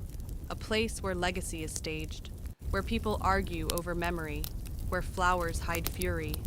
And beyond that garden, royal women continue to walk tightropes. Kate Middleton, Meghan Markle. Different women, different roles, but the same ancient trap. Be warm, but not too emotional. Be beautiful, but not vain. Be devoted, but not weak. Be relatable, but also better than the rest of us. Royal intimacy now lives on timelines, in hashtags, in relentless judgment. Meghan's story, especially, echoes the past with uncomfortable clarity. An American, biracial, divorced actress, she married Prince Harry in 2018 with the world watching, then fled royal life in 2020, citing racism, press harassment, and mental health struggles. Their joint interview with Oprah became a 21st century lightning bolt, as shocking in its own way as Diana's. So what now? Do royal women finally own their narratives, or are they simply given prettier cages? Behind the tiaras and the soft focus photos, the question lingers. Who gets to control the story of their own body, their own marriage, their own voice? You end this chapter in a room that looks a lot like every modern palace drawing room. Cream wallpaper, crown molding, framed photographs of family. There's tea on a tray, a golden retriever sleeping near the hearth. Everything says normal, until you remember the cameras outside, the security detail, the headlines tomorrow. Because even now, in 2025, royal intimacy is still the performance of privacy. Somewhere, a princess refreshes her news alerts. Somewhere, a queen prepares a statement. And somewhere, a woman in a palace lies awake, wondering if the next day's front page will reduce her to one of three words: angel, traitor, or ghost. Because in modern monarchy, intimacy isn't just hidden, it's harvested. You stand now at the threshold of 1,000 stories, their echoes swirling like smoke around your shoulders. From shadowed harems to palace gardens, from ink-stained poems to televised tears, you've seen how royal intimacy has never really been about love. It's been about power, wrapped in affection, whispered through protocol, and weaponized by history. But before we step away for the night, there's one final place to visit. One last corridor to walk, and this one, it's full of mirrors. You've arrived in the present, not just the digital age, but the legacy moment, where centuries of royal behavior are boiled down into Netflix seasons, viral clips, and 280 character takes. You're not in a palace now. You're in a space where monarchy is equal parts memory, myth, and marketing, where the intimacy of royal women, both real and fictional, is no longer confined to dusty journals or secret corridors. It's curated for consumption. It's a product. And you're both witness and customer. Let's begin with your historical fact.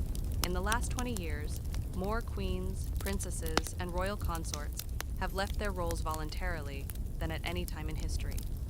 From Japan's Empress Masako, who famously struggled with depression under the weight of imperial expectations, to Princess Märtha Louise of Norway, who relinquished her royal duties to focus on spirituality and private business ventures, the pattern is clear. The crown still weighs heavy, but now you can say no to it. And that's a shift more radical than any coronation. Royal women today are expected to be everything their foremothers were, and more. They must be educated, but not intimidating, fashionable, but not frivolous, devoted wives, nurturing mothers, tireless public servants, and simultaneously relatable enough to connect with the people. It's the same gilded performance, now streamed in high definition. Take a look at Queen Letizia of Spain, once a journalist, now queen consort. Her every step is dissected, her wardrobe cataloged like a living Pinterest board. She's known for her sharp professionalism, but even so, her marriage is constantly speculated on, her expressions judged. A smile can launch 1,000 op-eds, a frown, an imagined scandal, or Crown Princess Mary of Denmark, whose fairy tale origin as an Australian commoner turned royal princess mirrors Cinderella. Until you remember that Cinderella didn't have to memorize diplomatic talking points or survive tabloid feeding frenzies. The quirky fact for this final chapter: several modern royal families have official social media accounts run by palace teams. These feeds alternate between tradition and relatability. One post might be a centuries-old ceremony, the next a family Christmas photo, or a prince awkwardly trying latte art. Every caption is combed over, every emoji is considered. Intimacy is now algorithmic. But of course, the real final stop on this journey isn't a palace or a scroll, it's the mirror. Because whether you're watching a coronation, doom-scrolling a royal scandal, or binging historical dramas about queens with smoky eyeliner and impossible waistlines, you're part of the equation. We all are. Why are we so obsessed with the personal lives of royal women? Why do we treat their marriages, children, and even expressions of grief as public property? The answer, scholars suggest, lies in a paradox. Royal women are designed to be seen but not known. They represent our ideals of femininity, power, and love, but their reality must remain slightly out of reach. If they're too perfect, we resent them. If they're too flawed, we shame them. And if they're too real, we devour them. That's the scholarly debate that will likely never end. Is our fascination with royal intimacy about identification, envy, or control? Are we seeing these women as symbols of possibility or warnings? Do we love them for their humanity or for their unattainability? You walk now through a final corridor, not in a palace, but in your own mind. You see Cleopatra adjusting her gold armband before a meeting that could change empires. You see Marie Antoinette, just a teenager, staring into the cold eyes of a foreign court. You see Murasaki Shikibu, dipping her brush in ink by candlelight. You see Cixi, behind the silk screen, her face unreadable. You see Diana, smiling tightly beneath a hat she didn't choose. You see Meghan, watching headlines spin her into a villain before she's even unpacked her suitcase. And now you see them all fade, into the page, the photo, the broadcast. But they're not gone. Not really. They live in every story that dares to ask what happens to women when their love is legislated, their desire ranked, and their bodies claimed as national assets. You sit for a moment. The echoes of their voices settle around you like falling petals. It's quieter now, softer. Let's let it end here. Let the palace gates close gently behind you. Let the veils drop. Let the perfume fade. Let the whispers become silence. Because the story of royal intimacy was never just about them. It was always about us, what we expect, what we project, and what we demand from women who were never allowed to simply be themselves. And now, we drift. You've walked through centuries tonight, through velvet halls, through silk and stone, through golden cages and whispered rebellions. You've seen queens cradle empires and lose themselves in love they couldn't speak of. You've felt the weight of crowns passed like chains, of glances turned into weapons, of letters written in the quiet between duty and longing. So breathe, slowly. Let it all slide off your shoulders, the scepters, the expectations, the history clinging to lace and legacy. Let it go. You're not in a palace anymore. There are no guards, no courtiers, no protocols, just the hum of your own breath and the soft rhythm of whatever night sounds fill your room. Maybe there's a street lamp outside, maybe a fan turning above you, casting slow, lazy shadows on the wall. Tonight, you've seen that intimacy for royal women was never just affection. It was a battlefield, a lifeline, a strategy, a sentence.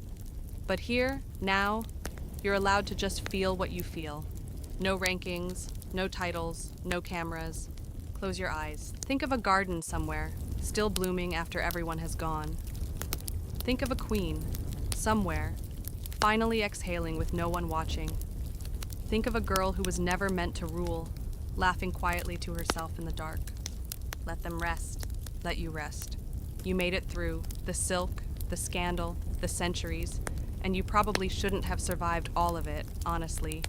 But here you are, still breathing, still curious, still you. The stories will keep unfolding long after this. But for now, let them go. Let it all fade. Let the night take over.